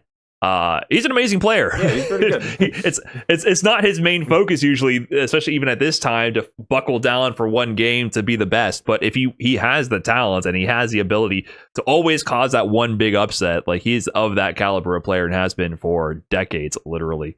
So it's not impossible to think he beat you, of course, but it was an upset on this trajectory you're having where it's like, man, the buzz was at this time, iDom's gonna win Evo. That was, I don't know if you heard the whispers in the hallway. Oh, iDom, there's a future Evo champion. Like people were talking like it's a sure thing almost that iDom is going to win this Evo. And then you got beat at, was that top 128? It was early, relatively early in the bracket. I think it was like top 192 or something like that. I don't remember. It was like the second or third pool. That added probably 10 sets to your run, or maybe more. Like you had to go on the long way to get into top 8. I have a weird thing about this theory. I like going to losers. It's just until you get to grands that you actually get screwed. You like going to losers? It's good until you get to grands. But why would you ever like going to losers? You play more games and the people you're playing are right out of losers. I mean, they just lost. You have a better path. So you want you want to get to losers first. Yeah. And you want people to keep being funneled from winners and be tilted. And and then you keep winning, and then it's like a free climb until you get to grands. It's a weird thing, but I think it's true. I think it's just because you're iDom playing Laura, and they're just like, oh shit, I'm in losers, and I got to play iDom playing Laura. I feel like it is it's a good thing, but the guy in Grants has too much of an advantage. Yeah, I mean, they earned it, but I see your point to a degree. I think you play at the time, Street Fighter 5, it's a very scary matchup to go against also. A grappler with a fireball, it's like you're doing a lot of guessing for your tournament life. I can see there being an extra mental edge there as well. But you make it all the way back, or actually, you get to top 8. That Daigo match, top 8. Is that the first time you played Daigo in Street Fighter 5? No, I lost for a tournament. I lost to Daigo at E-League before that, and I think I lost to him I played him in casuals at Combo Breaker, and I got destroyed. I got 3-0'd or something. But I was 2018. I mean 2019, sometime around there. So I was getting destroyed by Daigo. Okay, but at this point, would you say you had way more matchup experience? Because this is after you started playing do online in those random tournaments and just more time has passed. What do you think was different in this encounter versus Daigo in the Guile matchup? So I already know I'm about to get so much flack for this, but I feel before I would hold Daigo to a higher pedestal, and I remember me and Ringe talk about this a lot, but Daigo play like a scrub, to be honest. And it's so funny because when you realize that, that's when I feel like you're just gonna start beating him. It's oh, he's a scrub just like me. And then that's when you start oh wait, he's not doing anything crazy. And boom, that's how he do be doing some ume flash kicks. It really does kind of play like that. Especially Street Fighter 5 era. He would do he would throw the games away, and if you just allow him to throw it away, like, not trying to diss the GOAT, but like the moments where you think, oh, he won't do it because that's so stupid, he'll do it. Yeah, like he's gonna do it. He'll do it. I remember playing. I played before I played Daigo. Actually, I DM'd Punk for advice because he always destroyed Daigo, and that was like kind of one of the things he told me. He was like, play Daigo like a scrum, because like play like a scrum, and I was like, oh. Wow, that was probably the best advice somebody could have gave me. Wow. Well, he's a pretty good scrub, because that set was still really close to give Daigo some credit. He needs some credit. But it was 3-2, and yeah, definitely a super explosive set. I love that set. That was one of my favorite sets of all time in Street Fighter V. Definitely a super hype one. If people listening or watching haven't seen that version of iDom versus Daigo, because we had the modern equivalents over the past weekend, which is very interesting and speaks to what you just said about Daigo being a scrub. Some things don't change, huh? Right. That was interesting. Other game, same person. All right. But you make it through, and then, I mean, after that point, you kind of smoke everybody, right? So you 3-1 Mr. Crimson, first of all. I forgot about that one, which was the rivalry, and I think that was the run back from Red Bull Kumite UK.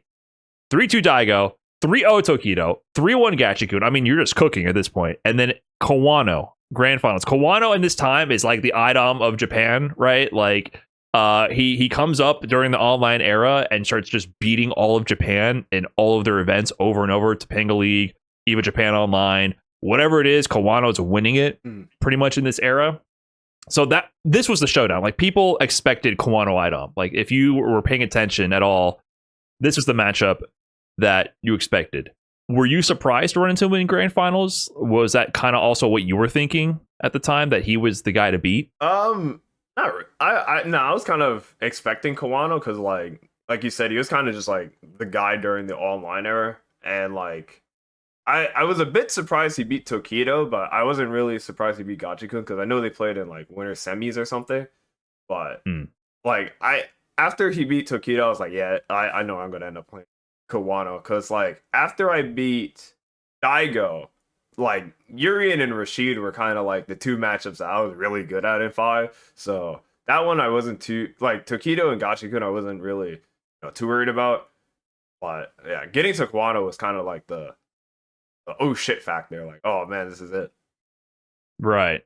And so the Colleen matchup, that I think that's given you some trouble in the past, right? And I even, if I remember correctly, did Punk sometimes pick that against you? Like, I feel like Colleen is not the best matchup for Laura. Is that correct? Laura Colleen, I always felt like, Laura did pretty well, but like, yeah, Punk did beat me there was a Street Fighter League. I don't remember which season it was, but there was one Street Fighter League where he actually did beat me. So, yeah. Okay.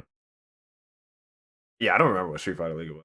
But I remember it was like the last match. I think it was like winners finals of the playoffs. So like we were both last, and I remember it was like Poison and Karen was banned. So it ended up being like Laura Colleen. Okay, so it wasn't an initial counter pick. It was just the stupid ban system, which is a whole other. Okay, sure. So matchup wise, you don't think it's the worst thing in the world. You end up resetting the bracket 3-1. You're cooking for a while. I mean, that reset was actually pretty dominant. Like, that was not just adjust a few things here and there, if I remember correctly. There was some steamroll iDom rounds for sure. It felt like the rest of the bracket leading up to that point, which was steamroll iDom rounds. But the reset happens, and Kawano's fighting back. Do you remember, were you up in the set and then Kawano makes the comeback, or was Kawano up first and you had to make the comeback? I think I was up 2-1 and before on the last set, and then like that's when Kawano made the comeback. I think I won the first game, he won the second, and I think I won the third. Yeah, so it was 2-1 you. Yeah, I pulled it up here. So you're up 2-1. Are you this is different than the Capcom Cup one now. So Capcom Cup, you're not supposed to be there. Yeah. Cinderella story. Wow, I'm in Grand Finals of Capcom Cup. I can do no wrong. Let me just let my gameplay, let Laura and Poison run free.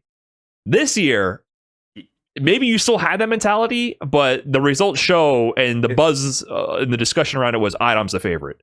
It's a completely different headspace to be in or you have to be delusional and avoid all that, be in your own bubble to keep that underdog mentality.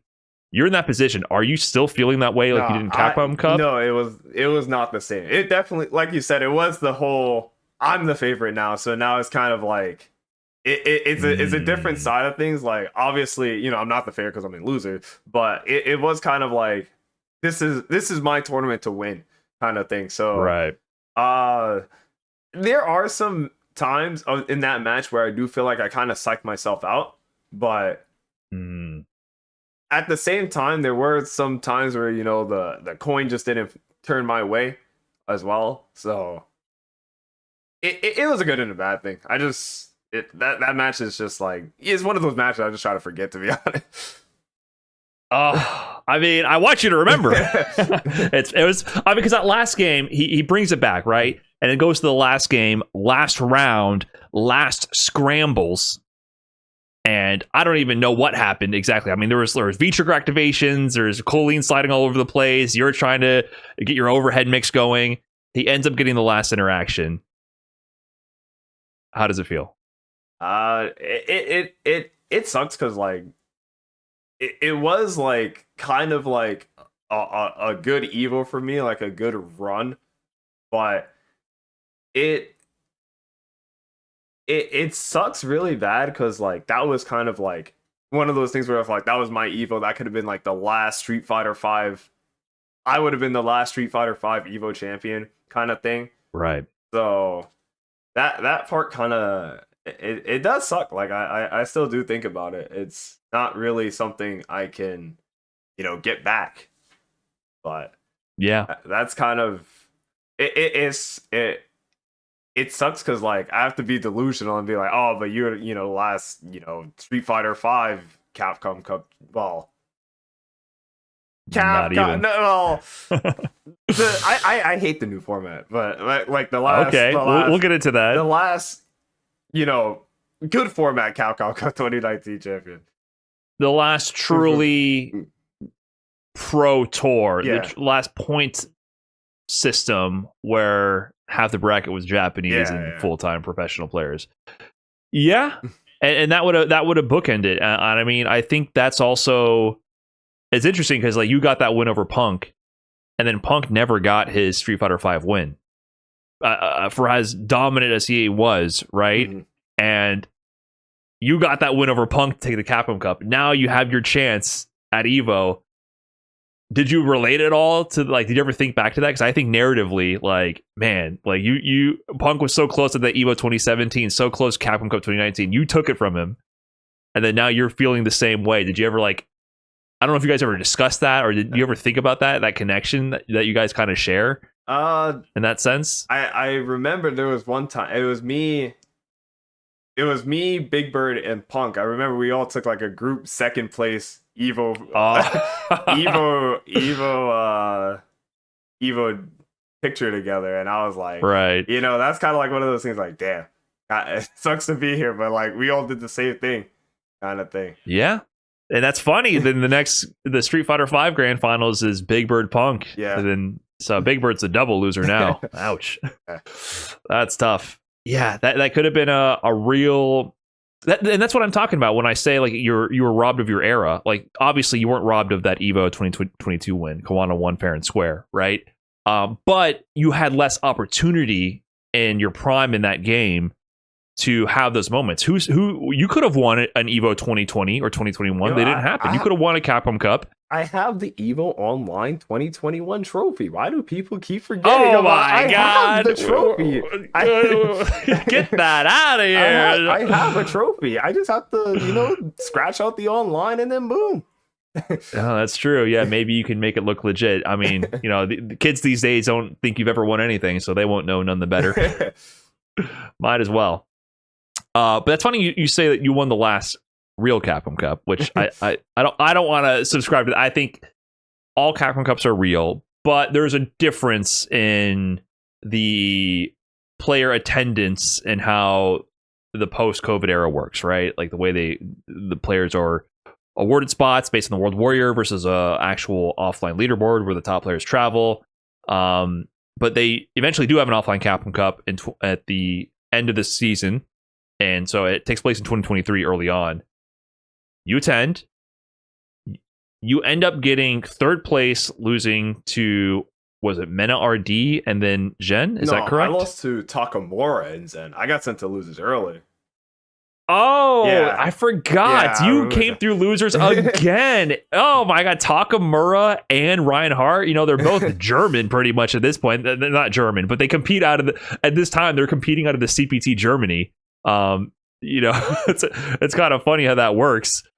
Wow, they both kind of screwed you over. Yeah, you went through losers. You went through the long road. And once you got to the actual bracket part, Pugera, VX Bow, Vega Patch, Ending Walker, Mr. Crimson, and then the Wonder Boy Jen, the LCQ winner out of nowhere. Ben was on one that weekend. I wasn't even mad. I was just like, damn, he played so good. He beat everybody. I mean, his groups had Momochi and some other, like he just bodied everyone. He was 5-0 in that group with Momochi, Big Bird, Mono, Mortzi, and Geeko. So like he was on one. That's funny enough, that's actually one of my favorite runs. And like during the Street Fighter V run, like he was actually on one. Like the LCQ through Capcom Cup, he was just like cooking everyone. He revived storylines because there was like you mentioned with the format, there was not much going into this one. You know, like it was our first time doing this format, trying to salvage something without having an offline tour. And yeah, there really wasn't too much going on. The whole world was so disconnected at this time in the world of Street Fighter. So the story was like you, a bit of Mena RD, a bit of Mr. Crimson, maybe an Angry Bird, and then suddenly out of nowhere, Jen, right? Out of the LCQ, like who is this guy? Fake Problem X wins against the real Problem X. But do you feel like, man, I could have had 2 Capcom Cups? Like, what was your thought after going through losers that whole way? And then, you know, you lose Jen, props to him. You're out at third. Was there any like feelings of this is the conclusion of your Street Fighter V career? Like this is the end. Like, was there any thoughts about that? Not really. It was more like I always tell myself, like, you know, don't be sad that it's over. Be happy that it happened in the first place, kind of thing. So wise. I like. It sucks that I didn't win, you know, the 2022 Capcom Cup, but I was like, you know, new foot forward, you know, SF6 is coming out, you know, I played the beta, got a ton of, you know, next grind, on to the next chapter kind of thing. Yeah, you sound so enthusiastic about this new chapter. Yeah.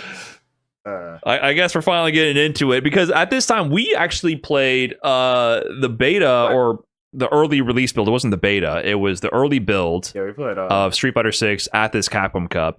And I felt a little like, since we didn't know too much about the game, I wasn't that into it at the time myself either. I didn't have enough time to really digest what we were playing to really have the nuance and enjoy it too much. So I was feeling very repetitive at the time, just like button drive rush and really bad B&B combos and DP anti-air. You know what I mean? It was just like the driest version of Street Fighter possible because he didn't understand the game yet. But were you already sensing a little bit of apprehension about Street Fighter 6 just from those early impressions? No, I was very... It's funny you say that. I was very... When the game was in the beta... kind of like what you were saying, when we were playing at Capcom Cup, we didn't know anything about the game. So I was like, you know, I don't know anything. This game, obviously, when I actually get to sit down and play it and lab it, you know, I'm going to have a blast. So I think during the first beta, when I was playing Jury, I was like, this game's sick. This game's so good. You know, this seems very cool. This seems that, and that. But I was kind of doing like, you know, the Jury.exe that is today kind of in the game, and I was like, after the second beta, when I was playing Jury still, I was like, it's getting kind of repetitive. Like after a while, I was like, I feel like I'm just doing the same thing every single time. And then like during the third beta, like I was playing Jury again, I was like, I don't think I want to play this. And then like the third beta, I was just kind of like off of it, and then that's when I kind of made a YouTube video about like, you know, the things I would change with the beta. And that was kind of like one of my biggest, you know, things about it. I was like, man, Jury, I mean, I don't know about the other characters because like I played Jury, Kimberly, and a bit of Luke. And I was like, all these characters feel like they kind of do the same thing. And then that's kind of where, fast forward to now today, kind of where all the complaints are coming from. Yeah, and I do think you have some validity in your criticisms about how centralizing some of the mechanics and gameplay styles are because of the universal mechanics. But then the game comes out and you end up gravitating towards Manon. I'm sure just because of her play style, nothing else at all about her. And she plays different, right? So like, were you like, oh, cool, I found a character that more suits me? Or was it more just like a marriage of convenience? Like, how is that when you're like going through the cast and the game's finally out? I picked up Manon, but like there kind of is no character for me to really play because like of all the Street Fighter games, like 4 I played Cody and Poison, 5 I played Laura, Poison, G, and now like there's no character like any of those 5, and that's kind of like where I started playing Street Fighter. So like now I'm kind of like on the Manon kind of hype, like, oh man, this is kind of what I want to do. So that she's all I got. I don't have a choice. I feel like I don't have a choice to switch character. But you're kind of making it work. Like the thing about you with season 1 is I think some people will look at your performance and be like, oh, iDom's not performing well, but you kind of did good for what you could do. The problem with this is everything's online now. And you're competing out of like the hardest region or one of the hardest regions besides like, maybe a Japan or something, right? US East has you, Punk, Mena RD, Knuckle Dude. Like it's an insanely stacked region and you have to qualify within your region or win one of the 3 events, which is like, okay. Yeah. There's no opportunities really. It's something I complain about. Like even in 5, I didn't like it in 5 because I was like, in Street Fighter 5, I was like, yo, we have the World War and we have our one premiere. And I think like Punk won the premiere. And then it's like, well, now it's going to be me and Dude killing each other to kind of just like get the one World Warrior spot kind of thing. Mm-hmm. And it's like, oh, well, kind of sucks. And then, yeah, it sucks that like, I hate to look at it at like, I'm getting screwed over because of where I live, but I'm getting screwed over because of where I live. I mean, it's part of the format. It's baked into it. Like people, in some ways, the format, people we've used the term egalitarian, right? In some ways, yes, you're offering more opportunity for underrepresented regions around the world. That is true.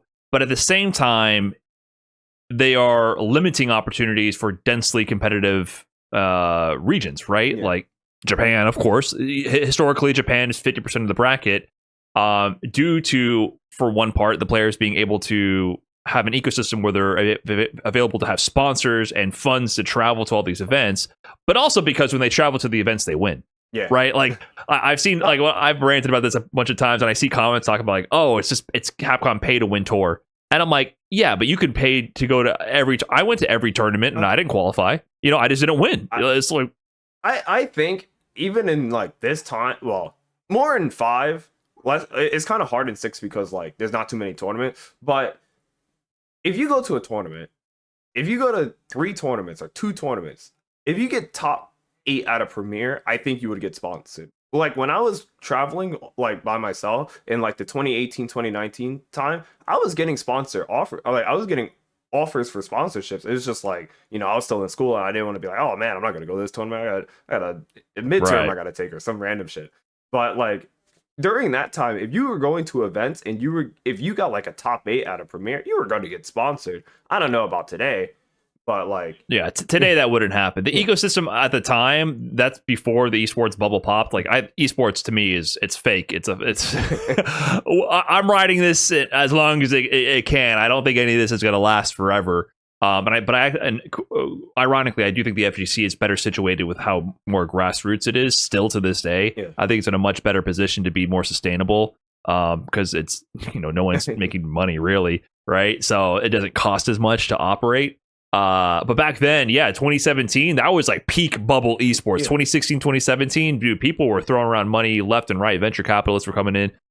So you're right. Yeah, if you did well, I mean, I got random sponsorship offers. Like also, and I lost to Momochi and I got sponsorship offers in 2017. I drowned in pools at final round, and people were like, "I want to pay for you to go to tournaments," and I'm like, Who are you? Like, why are you offering me this?" Yeah, so it was a different era. It was like it was always like that. Like I never felt like you were the people who were complaining about not getting sponsored were like going like 0-2. They haven't been going like 0-2 or something. Right. Like, but to be fair, there was, for some people in some parts of the world, they can't get to events. Like that is a reality, right? Yeah. The question is like the balance of it all. Like, and also, I talk about like the pillars of what make a good format. And it's like there's availability, logistics, egalitarianism, whatever. And then there's entertainment, and then there's competitive integrity. Like there's multiple things to balance when trying to make the perfect format. And I just feel like right now, and I think a lot of people agree, it's gone too far in terms of accessibility for certain regions to the point where it's harming the ecosystem because people in really strong regions are having opportunities stripped from them because of where they live and then given to other people, which is good to do. It's good to give regions access, but there just needs to be the right balance for entertainment, first of all, and storylines and just seeing people's faces. Like there has to be some kind of balance established so that this is sustainable and brings people in. I think me and Problem talked about this one Capcom Cup. I don't remember what Capcom Cup it is. I don't like not even to throw shade, but I don't like watching a Capcom Cup where I'm watching and I'm like, there's people I can 10-0 in this bracket. So like I think I don't think that's good for like the players at home. Are people losing like opportunity for like just trying to build like a not saying like, oh, I should definitely be in Capcom Cup, but like even then, like I don't want to watch somebody who like is fodder. That's the perfect word, fodder. Like they're going to be fodder at the end of the day. Yeah, I mean, that's not to say that there's never a time someone unknown will win. I mean, Uma won. Yeah. I disagree with like the whole people try to paint that as a super Cinderella story. I think he was an unknown player to the vast majority of audiences because of this format, but he's from Taiwan. He's, gamer. We've seen champions come from this region before, and he's training with Chris Wong every day. And you know what I mean? He's not from an unknown region. I think every premiere this season. He went to all of them. Yeah. He just got like 65th. Yeah. So yeah, I knew about Uma. I was, like I said, I was shocked when he won myself. Yeah. But even at the same time, it's just like, it wasn't I can't get to the premieres, so they gave my region an opportunity story. Yeah, it wasn't that. Because he went to the premieres. Yeah, he went to all of them. I mean, what did he get? We sort by tier in 2023. So he went to EVO. He got 25th, which is a good placing. Right? It's not bad. Out of 7,000 people. Strong player. Singapore offline, he got 64th, and then France, he got 64th. So he's like, okay, he's in the competitive sphere.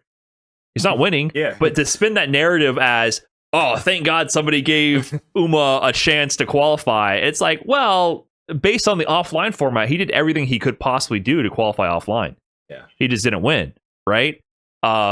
So is your narrative or your reasoning, we need to give underrepresented regions a spot, or is it more that there's not enough offline events? Maybe if there was more offline events, maybe he would have turned it up and won. Like, what is you can't really use him as an example to support the World Warrior format, I don't think. Like I don't really feel like it works for that, because then you look at the actual regions that actually have players that can never go to tournaments because of the funds or whatever.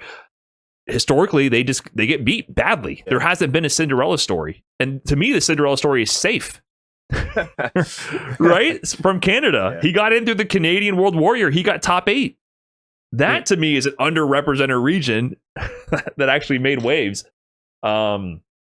So yeah, maybe long term it can grow these scenes. Like, I'm wondering what Capcom is thinking. Like, maybe the infrastructure will build. Oh, we always get a player to go to Capcom Cup. Let's keep building the scene. I feel like it's like a leech. So like, you send one guy from an unknown region to Capcom Cup. He goes there, he gets beat, but you learn all this stuff from all the people you're losing to, and you take it back to your region, and then you help the region get better. But I don't feel like that works like that. That's like it's not gonna grow. You need like a whole bunch of people to go and take what they've learned from playing other people and get better at it. I think it's better to send like one player to an unknown region, so all the people in the region could play that one person, than to send one person to a shark pool and just watch them drown.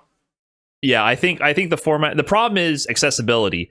I think when they did CPT events and less represented regions, and then like a Tokido showed up, that did way more for the scene in that region than sending one representative there and have them die in the group stages. Yeah. And no one really cares. No one has seen them before this. They don't know who they beat to qualify. They don't know where they stand internationally. And then it usually just ends up with like the uninformed audience clowning on the player in the Twitch chat, which I think is terrible because I want these players to have opportunities. I want these players to be respected because they are strong. I do want to like emphasize that they are strong, but there's tiers to strength. Yeah. And if you're in a region where you don't get to play super strong players, it's super unlikely you're going to reach that level out of nowhere. It does happen, and it can happen.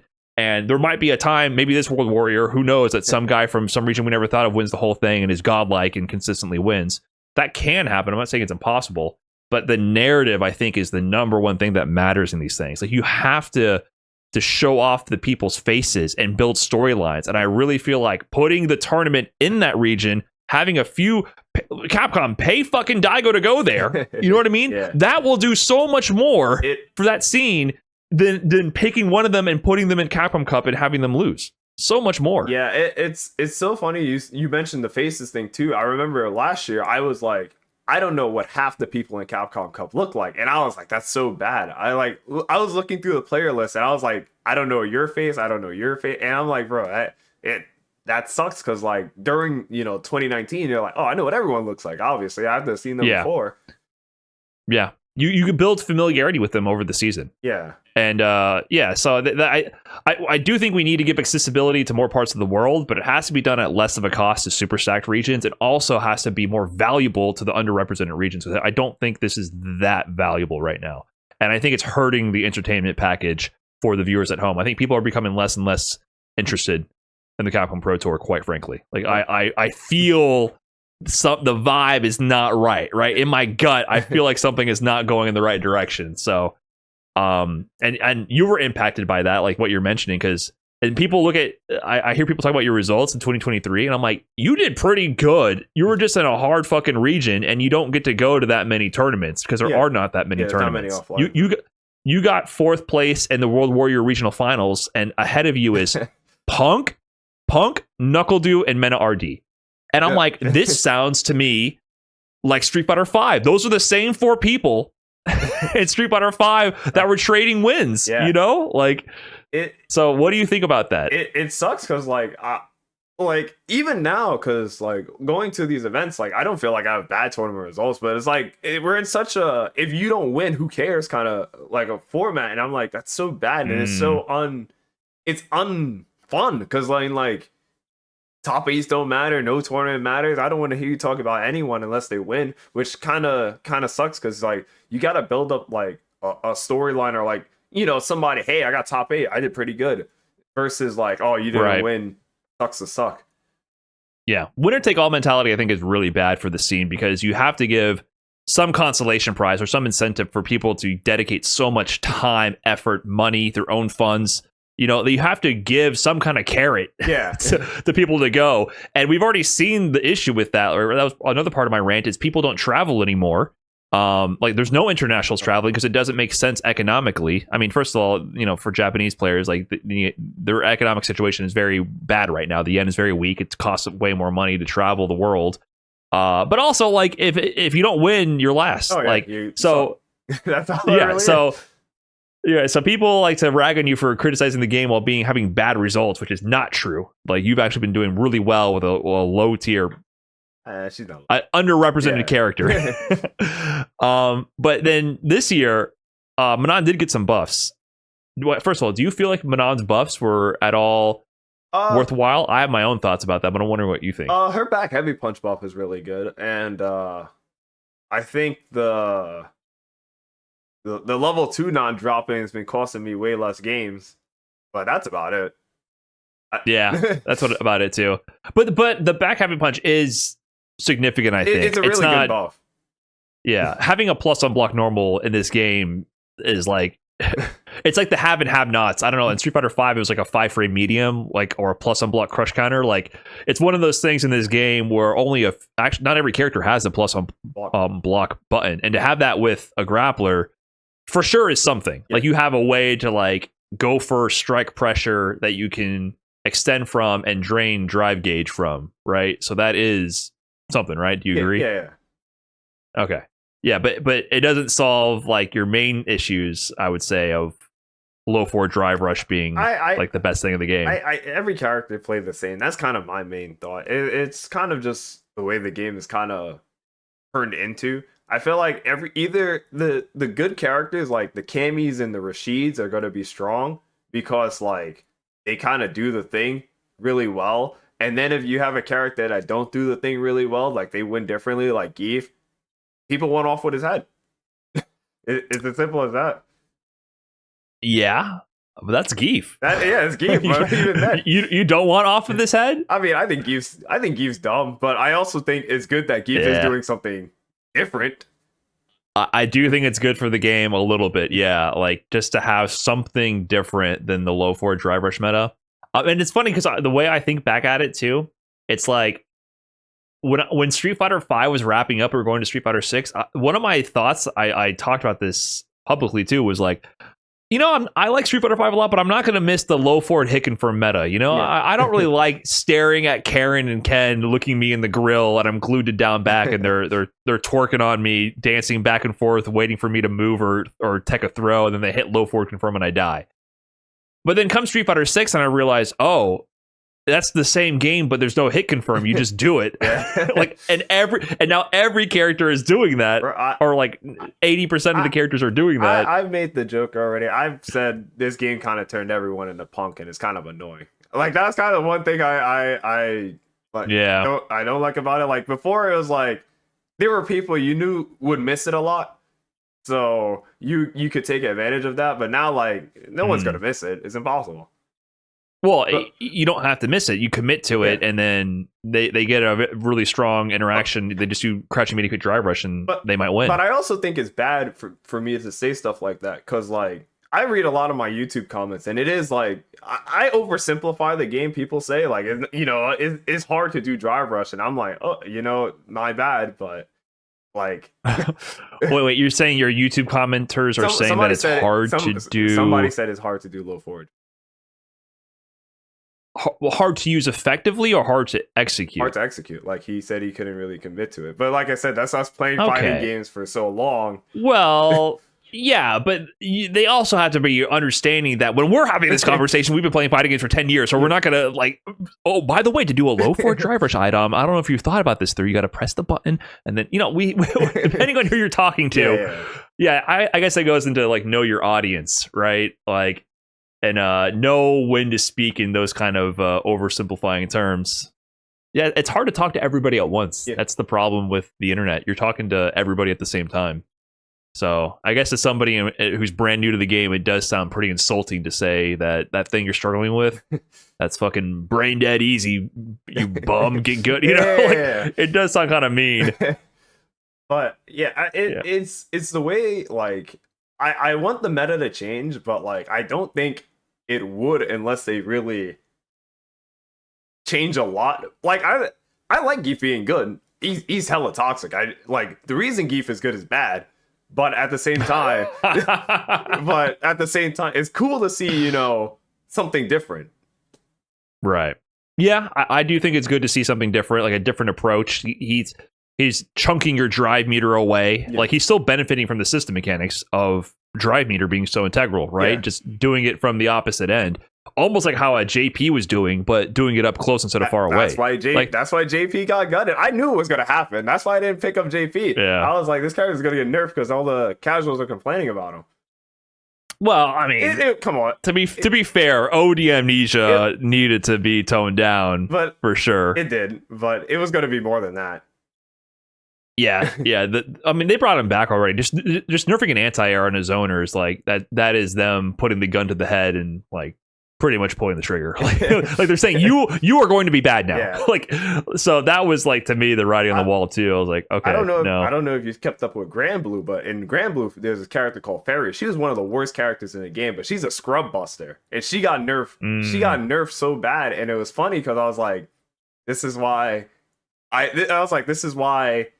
the Kens are so good in the game because you know they're the I don't want to say scrub friendly, but they're the easy character to understand. Because Fairy is kind of like a Right. Dhalsim, if in Street Fighter Right. terms, but like for the new players, that's not good. You know, Yeah. there's a What wasn't reason. the didn't they say explicitly, like maybe they didn't mean to use that terminology, but they said, oh, like this move would cause skill gaps Yeah, between yeah. opponents. When the player was much better, they would easily beat the worst player. Yeah, like It was language like that. hearing stuff like that is like why? But then at the same time, Like- the more I think about it, it's like, yeah, you know, you want the new players to play, so like you don't want Right. characters like that. Like Yeah, they were saying the quiet part out loud was the problem. yeah.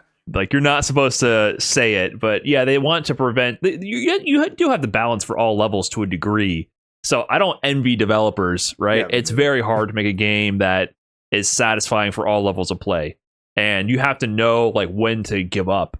Like some of the best games of all time are because the developers couldn't patch it, Oh, yeah. and it was a happy accident, and they're fucking toxic Well, as hell. If there's a skill gap, it's over. They can't do happy You know? There's no such thing as happy accidents anymore because all the games just get, you know, They get patched right away. patch culture. Like Marvel 3 is a happy accident if you think Yep. about it, and that's one of the best games ever. So it's Yeah. But you can't risk that anymore. I mean, the live service model, they have to keep it alive. And you know, if an MVC2 came out today, people would be like, what is this fucking trash? This game's So we definitely have different expectations. So it's good to be like mindful of that. But yeah, I feel like Street Fighter 6, one thing I always think about is like, as soon as the game released, I was like, wow, we've never seen a more complete Street Fighter. Yay. And then I thought about it and I'm like, oh man, we've never seen a more complete Street Fighter. Oh no. Because it's the more I think about it, I'm like, where are they going to go from here? yeah. The game has so many centralizing system mechanics that are so tied to how every character plays, and it feels like a house of cards they very carefully constructed. But unless they build a new house, they can't really change this. I don't know how you feel about this, but I think SF6 is going to last like. I think 5 lasts like 6 to 7 years. I think 6 is going to last like 9 to 10. I think this game's going to be here for a while. I don't know how you build. You think so? I don't know how you build up from this. This is like this game. As much as I rag on it, this game's really good. Like, yeah, it's a great. Yeah. I think this is the best entry level Street Fighter game, mid level Street Fighter game of all time, for sure. My issues with the game also, and I like the game. I don't. I complain about some things. I want to say you complain more than me a little bit. I definitely have my gripes with the game. I think that's more like at higher level. I think it becomes a little bit repetitive. I still think it's repetitive. But I think low to mid level, this is the game where like you instantly get it. Yeah. DI, parry, dry brush, they all intersect, and it's very easy to grasp how these mechanics intersect. Street Fighter V, I think it was a way worse entry level game, but I think the nuance at high level was extremely satisfying. Yeah. I love Street Fighter V at high level, but mid level, low level, terrible game couldn't- compared to Street Fighter 6. It's too hard to understand if you didn't know what was actually going on in 5. But in 6, I think it's super easy to get as soon as you turn on the game. Yeah. So they did a great job there, but I do agree. It's like, I don't think it'll last. You think it'll last? I think it's 9 to 10. 9 years? 9 to 10. Because like this game, I don't know if I could handle that. it's so good at like I said, it's so good at an entry level. And like I think for the more people playing, it's better. And I also think 5 kind of went away kind of fast because like, you know, first impression was really bad. But like the first impression of 6 Deservedly, it was terrible. Yeah. But the first impression of 6 is really good. So why go away from it? You might as well stay on it. That's true. But the live service has been terrible. It's crazy. Street Fighter V, the live service was so much better. The content updates, the DLC release rate. It's funny you say that because to me it almost feels like they're about to abandon it. I almost feel like the CPT is about to shut down. Really? I don't have a good impression about like how they're capitalizing on the success of Street Fighter 6. I have a really weird feeling that like this is about to end prematurely.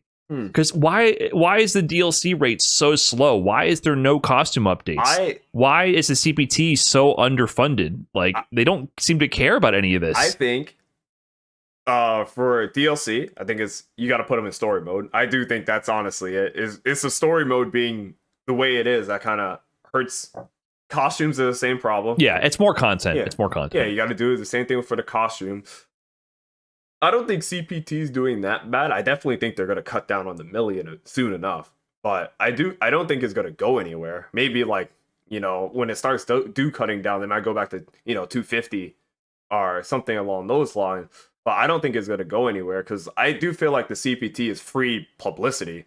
You know, it's free. Hey, these guys are playing, or hey, there's a tournament going on. Because, you know, tournaments help the game.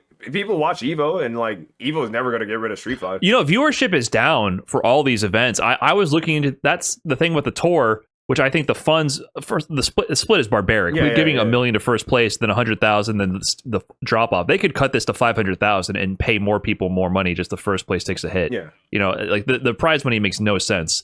But I was looking at like the viewership for Capcom Fighters, the trend over a long time. Viewership was highest in 2017. interesting. There was never a higher time. Even the peaks for Capcom Fighters. You know, like the viewership is not higher now.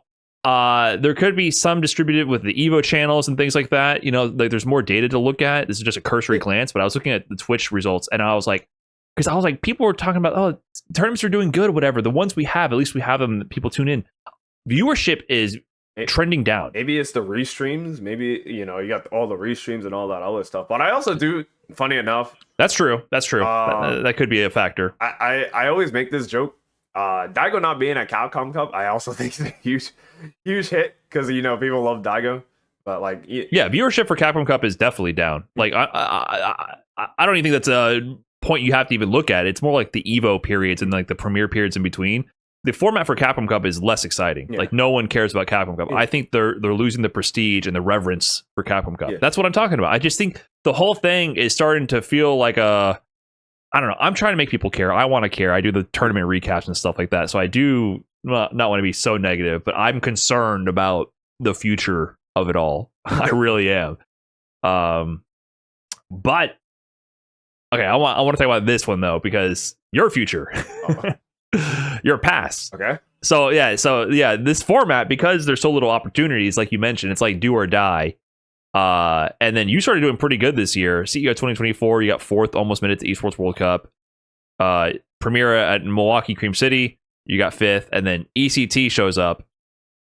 First of all, double jeopardy by Profit. You know that was like a weird scenario. Like, you weren't supposed to play Profit again. A lot of weird scenarios. Like, I know Daigo played Shine twice. There was a lot of them that actually happened. I think I'm pretty sure they didn't do the setting because they did 3 out from pools, which they normally do to prevent double jeopardy, because there's a setting in Start GG to prevent that. Yeah. You basically say like prevent double jeopardy. There's a button you check, and I don't think they checked that. So many people got double jeopardy, and there was a lot of runbacks where sometimes it went one way versus the other. Cobb and Nephew, you versus Profit, and then but Shine just got washed, unfortunately.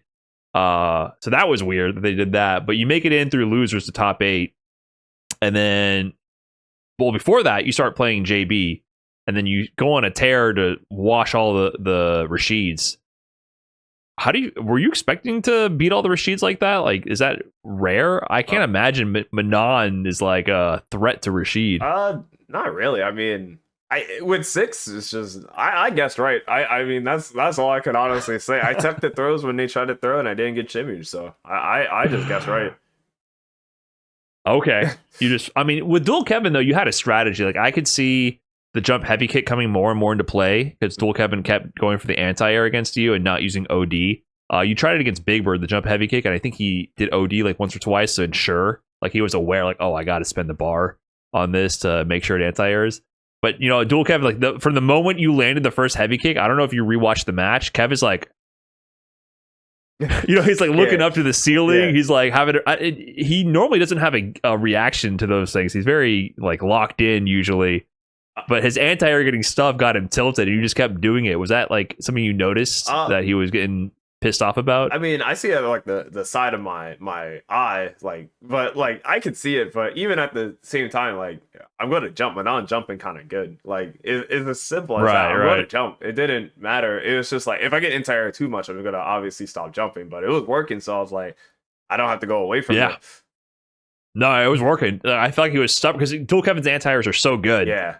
But he was insisting on using the heavy mixer, which I think in that matchup, it seems like you have to use the OD one to ensure that it works. But the most exciting match, of course, is you have the iDom Daigo run back. I don't know if you kind of as a run back from Evo 2022, but that match is still in my mind. You came into my chat before this. I was restreaming it, and you asked me, what should I do against Daigo? And I said, oh, he's old. Do random DI. And then you literally start the set, 99 seconds, DI.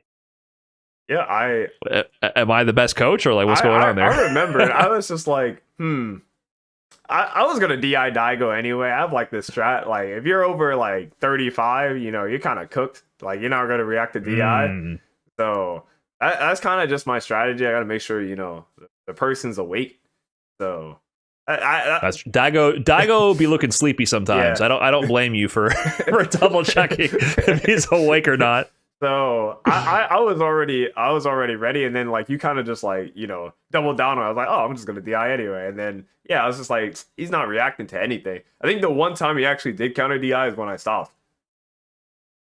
That's true, yeah, because you did it again the second game. You won the first game, not because of the DI. It just set the tone. I think the DI whiffed entirely, and then the second game you did it again, and it still didn't work, but you weren't punished for it. And then I think from that point forward, you won the first two, and then Daigo's like, "Oh, he thinks I'm a scrub." like that. Your mentality of playing him like that from EVO 2022, I think it clicked in Daigo's mind, like, "Oh, he really thinks I'm a scrub. Well, I'm going to show him a scrub, right?" Like I feel like he embraced that, and that was like the most slugfest Street Fighter 6 match ever. That's all the best matches. All the matches of Street Fighter 6 is usually just two people playing each other like this scrub. When you watch Meta play, he playing people like this scrub. Like it's that's his style. I think it's the game, but I definitely think it's the right way to play the game. I mean, but I think that was way more. It's the game. You don't always play the game that way. That game was like next level. Both of you were. I mean, Daigo just kept doing demon flip, jump, whatever. And I mean, because Akuma can do that, right? Yeah. You don't know if he's going to do what strength of demon flip, regular jump, if he's going to dive kick.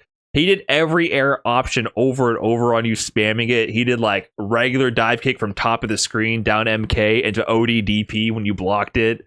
Like he was just going ham. Like what were you thinking about like when he was playing you like you're a scrub?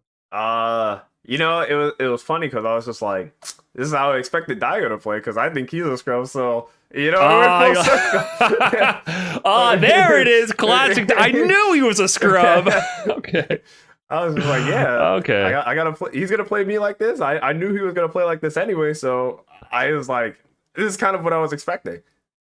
That's funny. Yeah, you both seem about it. Like it's like, oh yeah, you think I'm a scrub? Yeah, like I can see you guys. Yeah, exactly. And it was funny because it came down to the final round. He's bringing it back, and then you were also getting clipped on like full screen drive rush overhead, and then you finally blocked one of them, and then countered, and then on the next knockdown, you finally baited the wake up DP. It's like the tempo was like you guys are both swinging at each other, and then you're like, okay, at the end you're like, okay, Daigo, you win. Like yeah, you're scrubbier than me, Daigo, you win. And then you bait the DP and close it out. So was that something you were consciously thinking of, like time to reel it in the final round? It was hook, line, and sinker. I set Daigo up for that. I was like, man, he had all these wake ups. I know he's not gonna not do it here. And then yeah, it was like, okay, this is over. I was like, I'm surprised we're playing like this so much.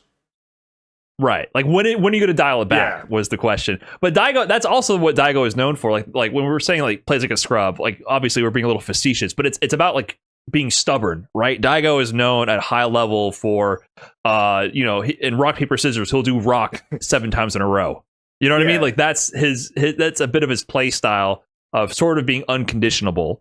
And then you're like, wow, he still did it again. Like, are you serious? Like Daigo represents that a lot. And that's what he did in the end there.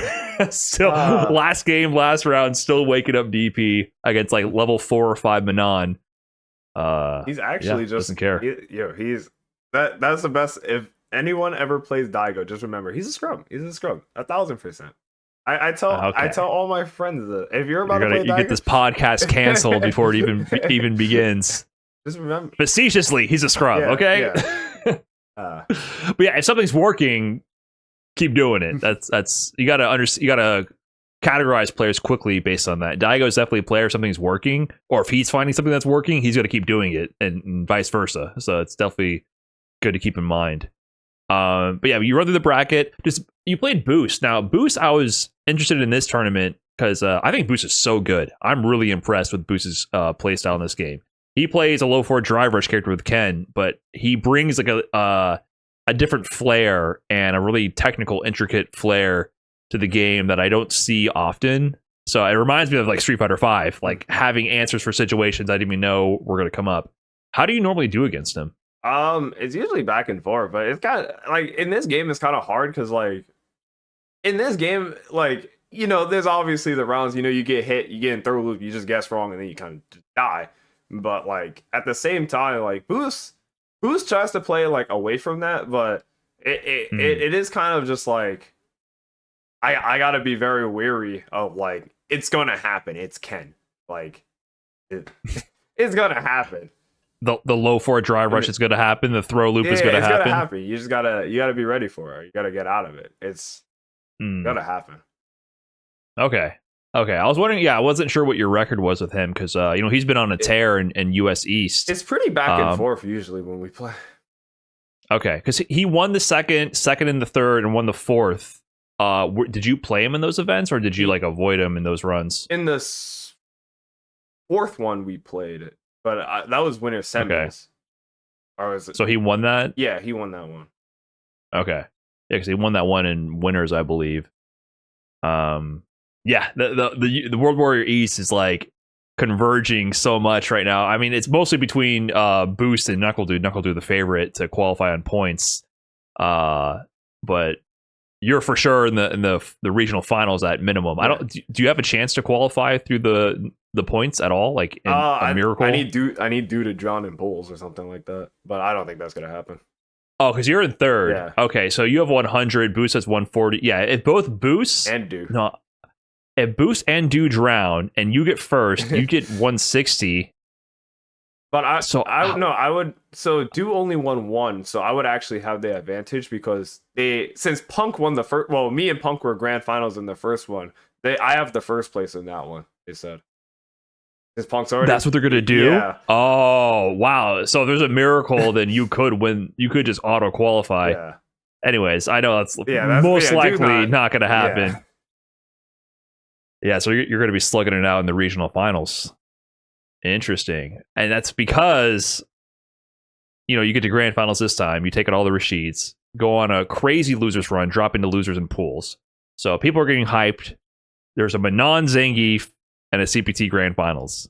Did you expect to make like a CPT grand finals this season, considering the format and the character you're playing? And did you also, would you have expected it to be a grappler grand finals? Not, I mean, I feel like I play good. I feel like you said, it's kind of the same problem where like people don't care unless you win kind of mentality. Like I've been doing well in all these events. I feel like every offline event I've gone to this year, except for like Evo, I've gotten top 8. So like I'm not playing bad this season.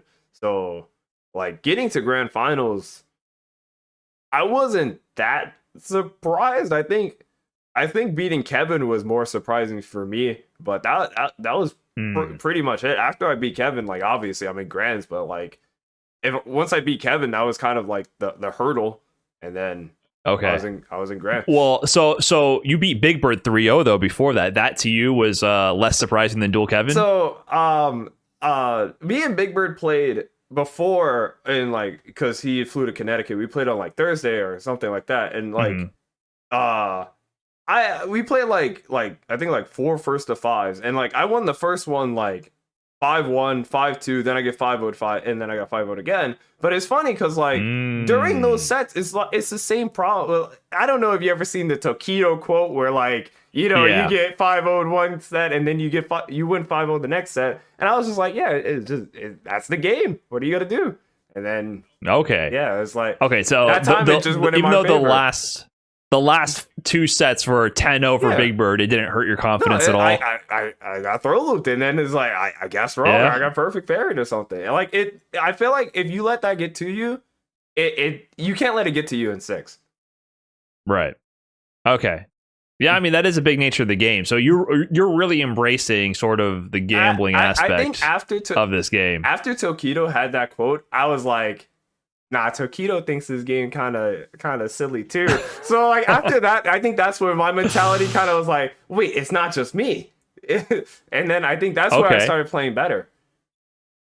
Okay, so do you think this was kind of hurting you before? Like if Like you would lose certain I ways, I or think it was your confidence was it hurt? was like God, it was like, I think it was a problem with like I'm calling this game scrubby, but I feel like no one's saying like publicly that this game is, kind of silly. But then I think when I saw Tokido say, I was like, Tokido's one of the goats, one of the legends, and he thinks the same thing too. So it's not just me kind of mentality.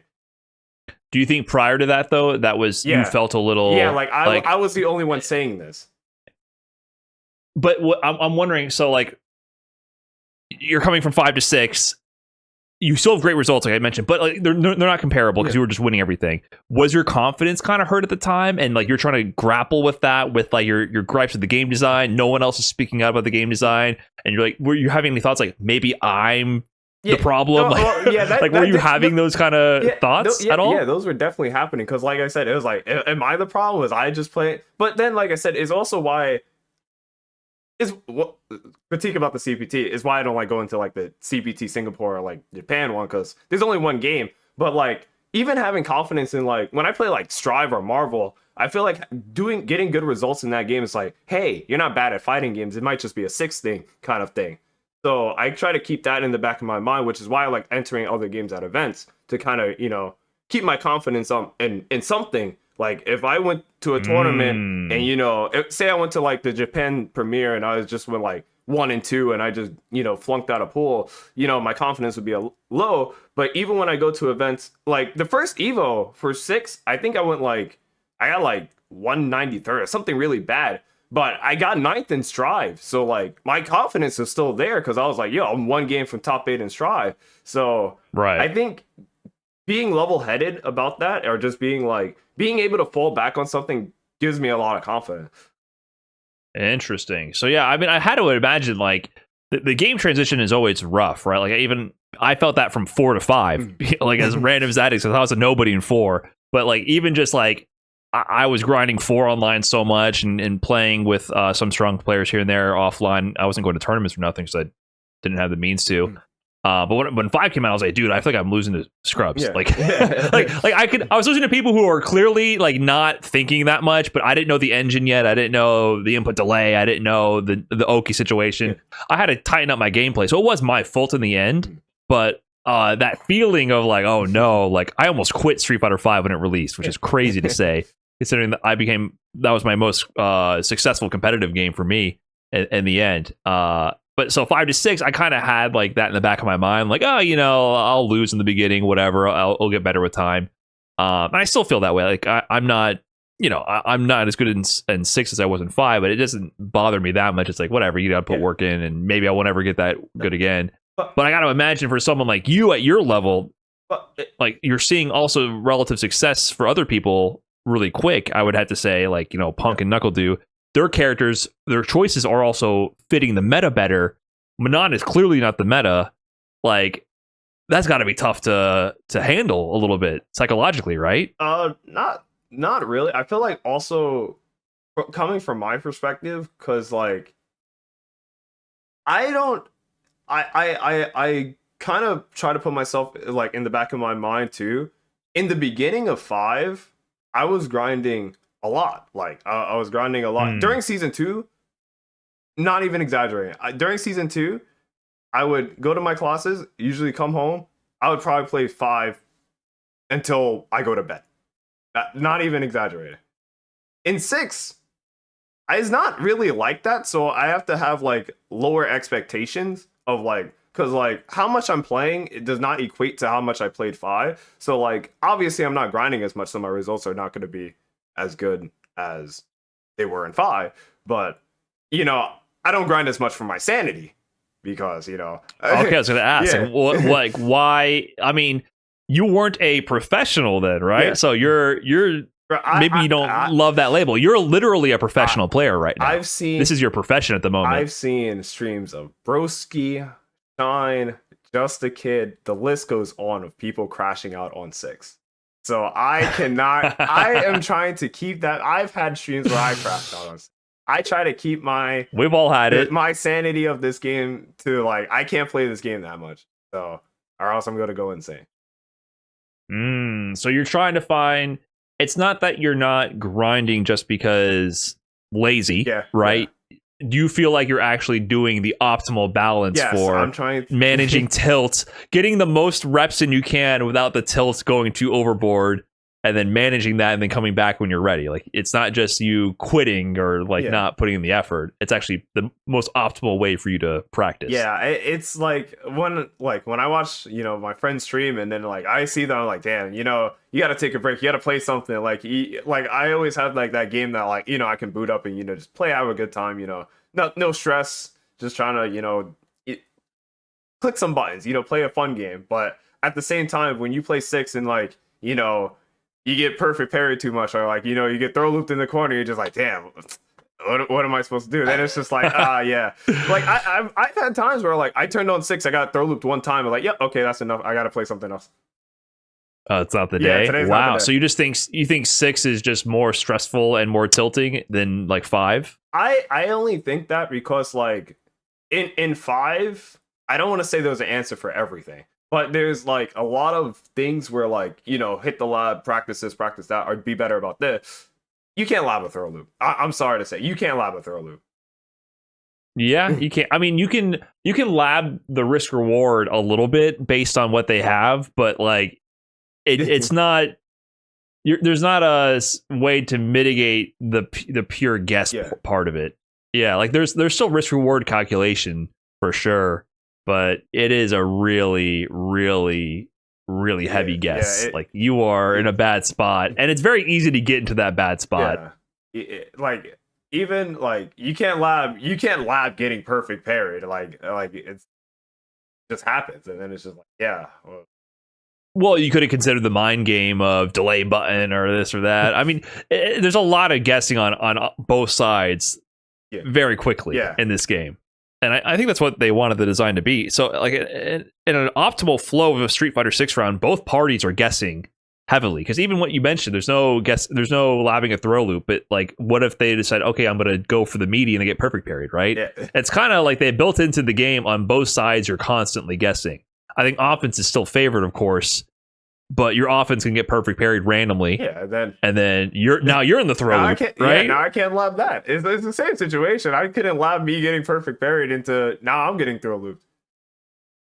Okay, I mean I see your point. Yeah, I mean the answer is preventing those situations from happening in the first place. But the way you prevent that's hard. Also, the way you prevent is just steamroll. That's true. That's something I've thought about too. It's like, is it better to play strong control and neutral and slowly work your way in to check their drive rush and then capitalize on the offense? Or is it better to say, fuck you won't check this and get in and then start mixing them? Right? It's like really hard to know. I think that's what I struggle with in this game is no understanding of that flow. Because in Street Fighter 5, it was much better to play slow. Yeah. But like 95% of the time it was better to play slow. That was the problem with 5. Like I love 5, but definitely at the end of the game, the best thing to do was nothing, which was a recipe for a boring game. Yeah. Yeah, and like I said, I think the low forward confirm meta was not good. Yeah. I didn't like being glued to down back while Karen was holding, walking back and forth with my grill. Like that felt real bad. Fighting games, pick your poison, man. Yeah. Pick your poison. But yeah, so this tournament though, you get to grand finals against Itabashi. Are you feeling confident about winning this? Have you played the Geef matchup heavy at a high level? It's hard to get that experience in NA. I haven't really the only Geef I probably played was probably like Ramsey and like random, rank matches, but right. I haven't really played too much Geef, so like I wasn't too I wasn't too familiar with like all the options that Geef could really have.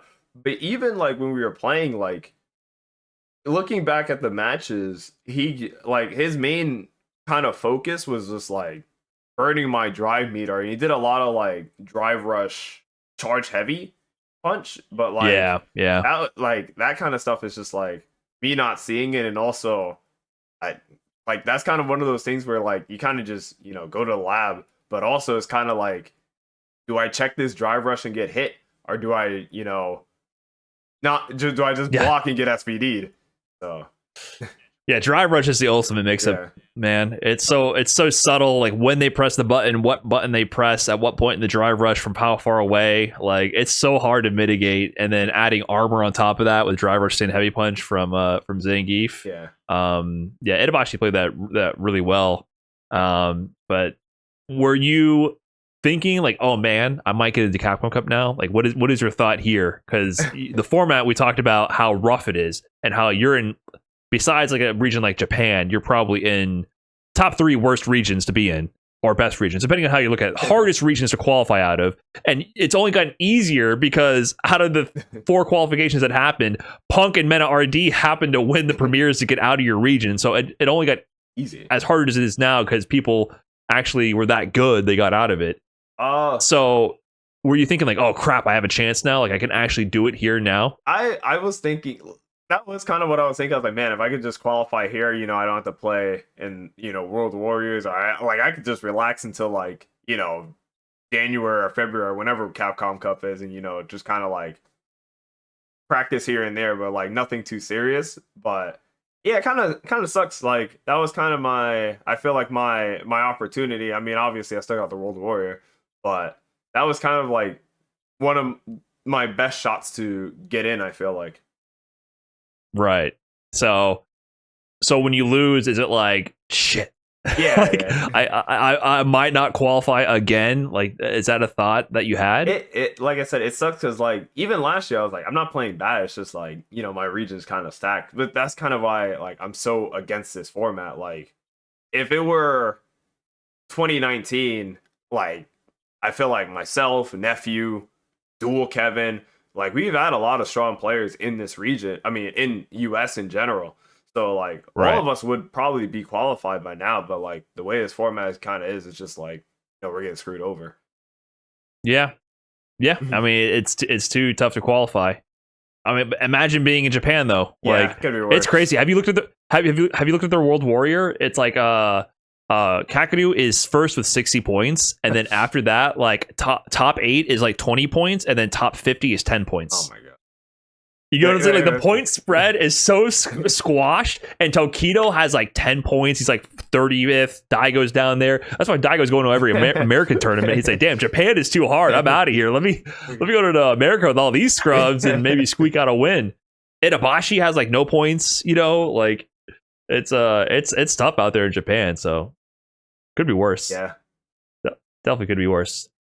I was wondering, though, so after you get this win, so we're talking about your content, like, you criticize the game, and I was bringing up all the salty comments from you, from your audience on your YouTube, because, you might, I think you could work on your presentation of your criticism of the game a little bit. But now suddenly you had a big run. People are like, wow, iDom, low tier hero iDom, which you never were in the past. Now people are pushing that title on you. Have you noticed an instant like, wow, iDom, you know what, you're not just a salty bitch, you're actually really good at Street Fighter? I have noticed that a bit, but even at the same time, like I still have the same. I could have won the tournament. I would have still complained and bitched nonstop. It didn't matter. Right. Yeah. I'm just saying the perspective from the response you get from that, because I feel like you can complain about anything. It depends on the time, place, and the optics of it. So complaining when you're not winning is always a bad time, even when you're right. That's the problem. So have you already seen like a turnaround from that? Like any kind of different response? Like the energy around you, the buzz around you at all? Yeah.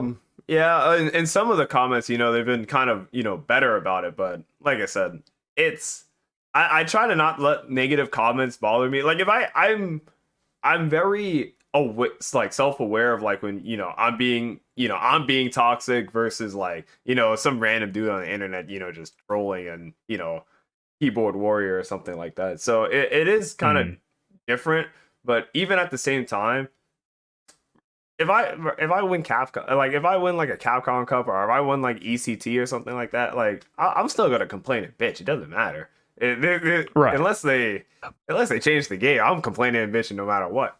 Right. And that's the thing I want to give you credit for, is that like I think you're actually very articulate about your criticisms of the game. I might not fully agree with the degree that you care about certain things myself and whatever, but I feel like you actually explain usually really well what aspects of the game you think could be changed for the better, right? Rather than just being like, I mean, you reduce it to a joke with your game sucks mantra and command, but like usually when you actually articulate your points, they make sense. But you have to agree that like credentials and credibility do carry a lot of weight. Like you even said earlier, oh, Tokido said that when I win 5-0, sometimes I lose 5-0 and nothing changed. What's going on here? Like even you had that mentality about Tokido.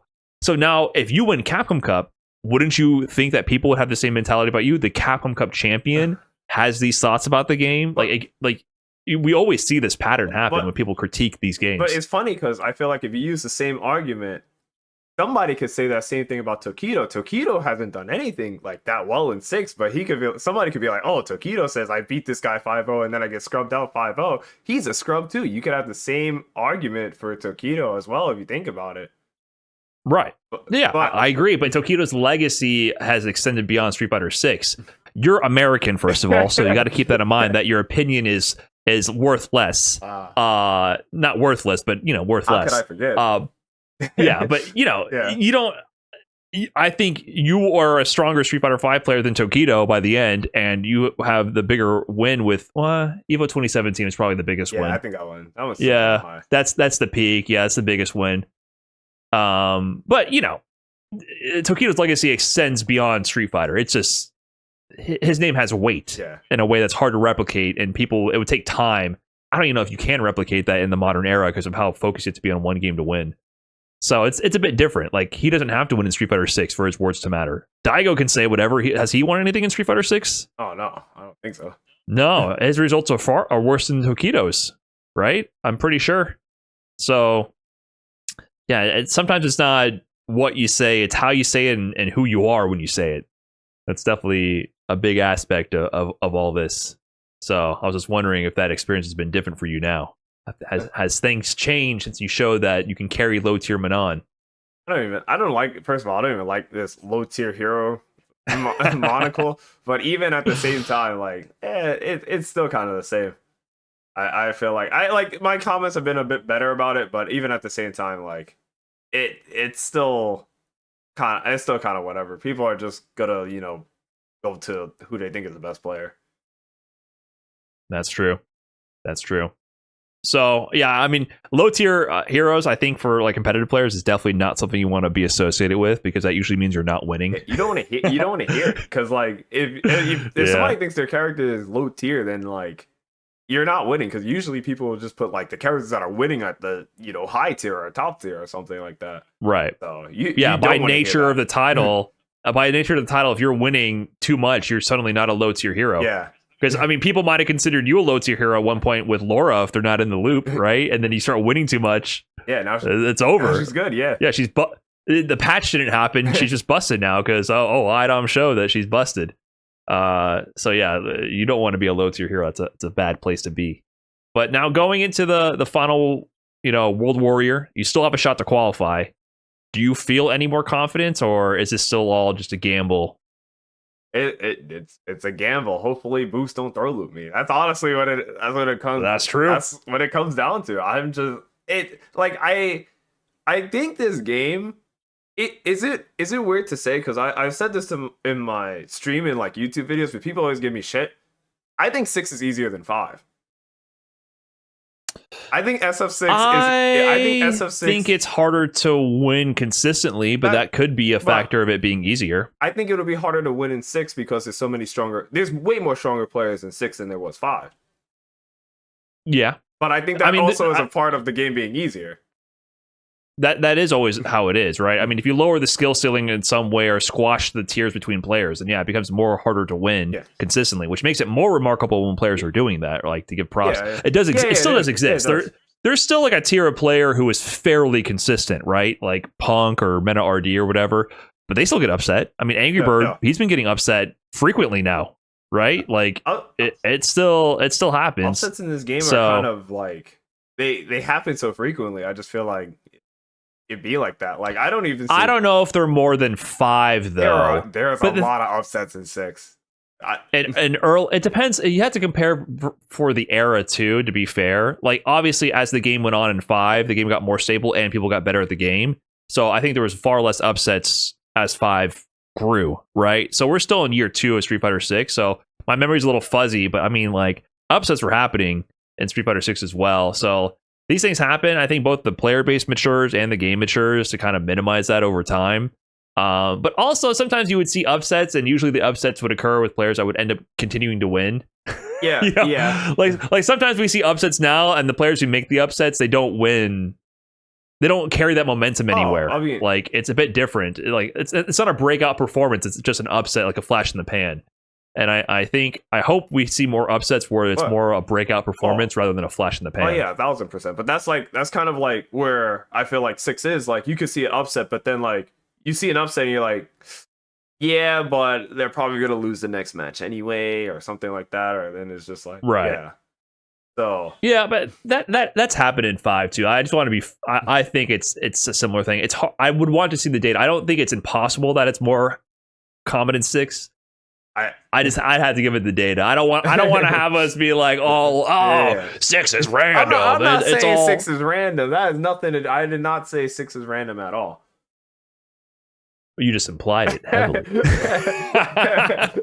But I didn't say the words. Okay, we'll see. We'll see how this all wraps up. But I think we might have to wrap this up here. This one went on for way longer than I had planned for. Yeah. I just want to say, iDom, thank you for coming on to the whatever this is. We'll see where this goes.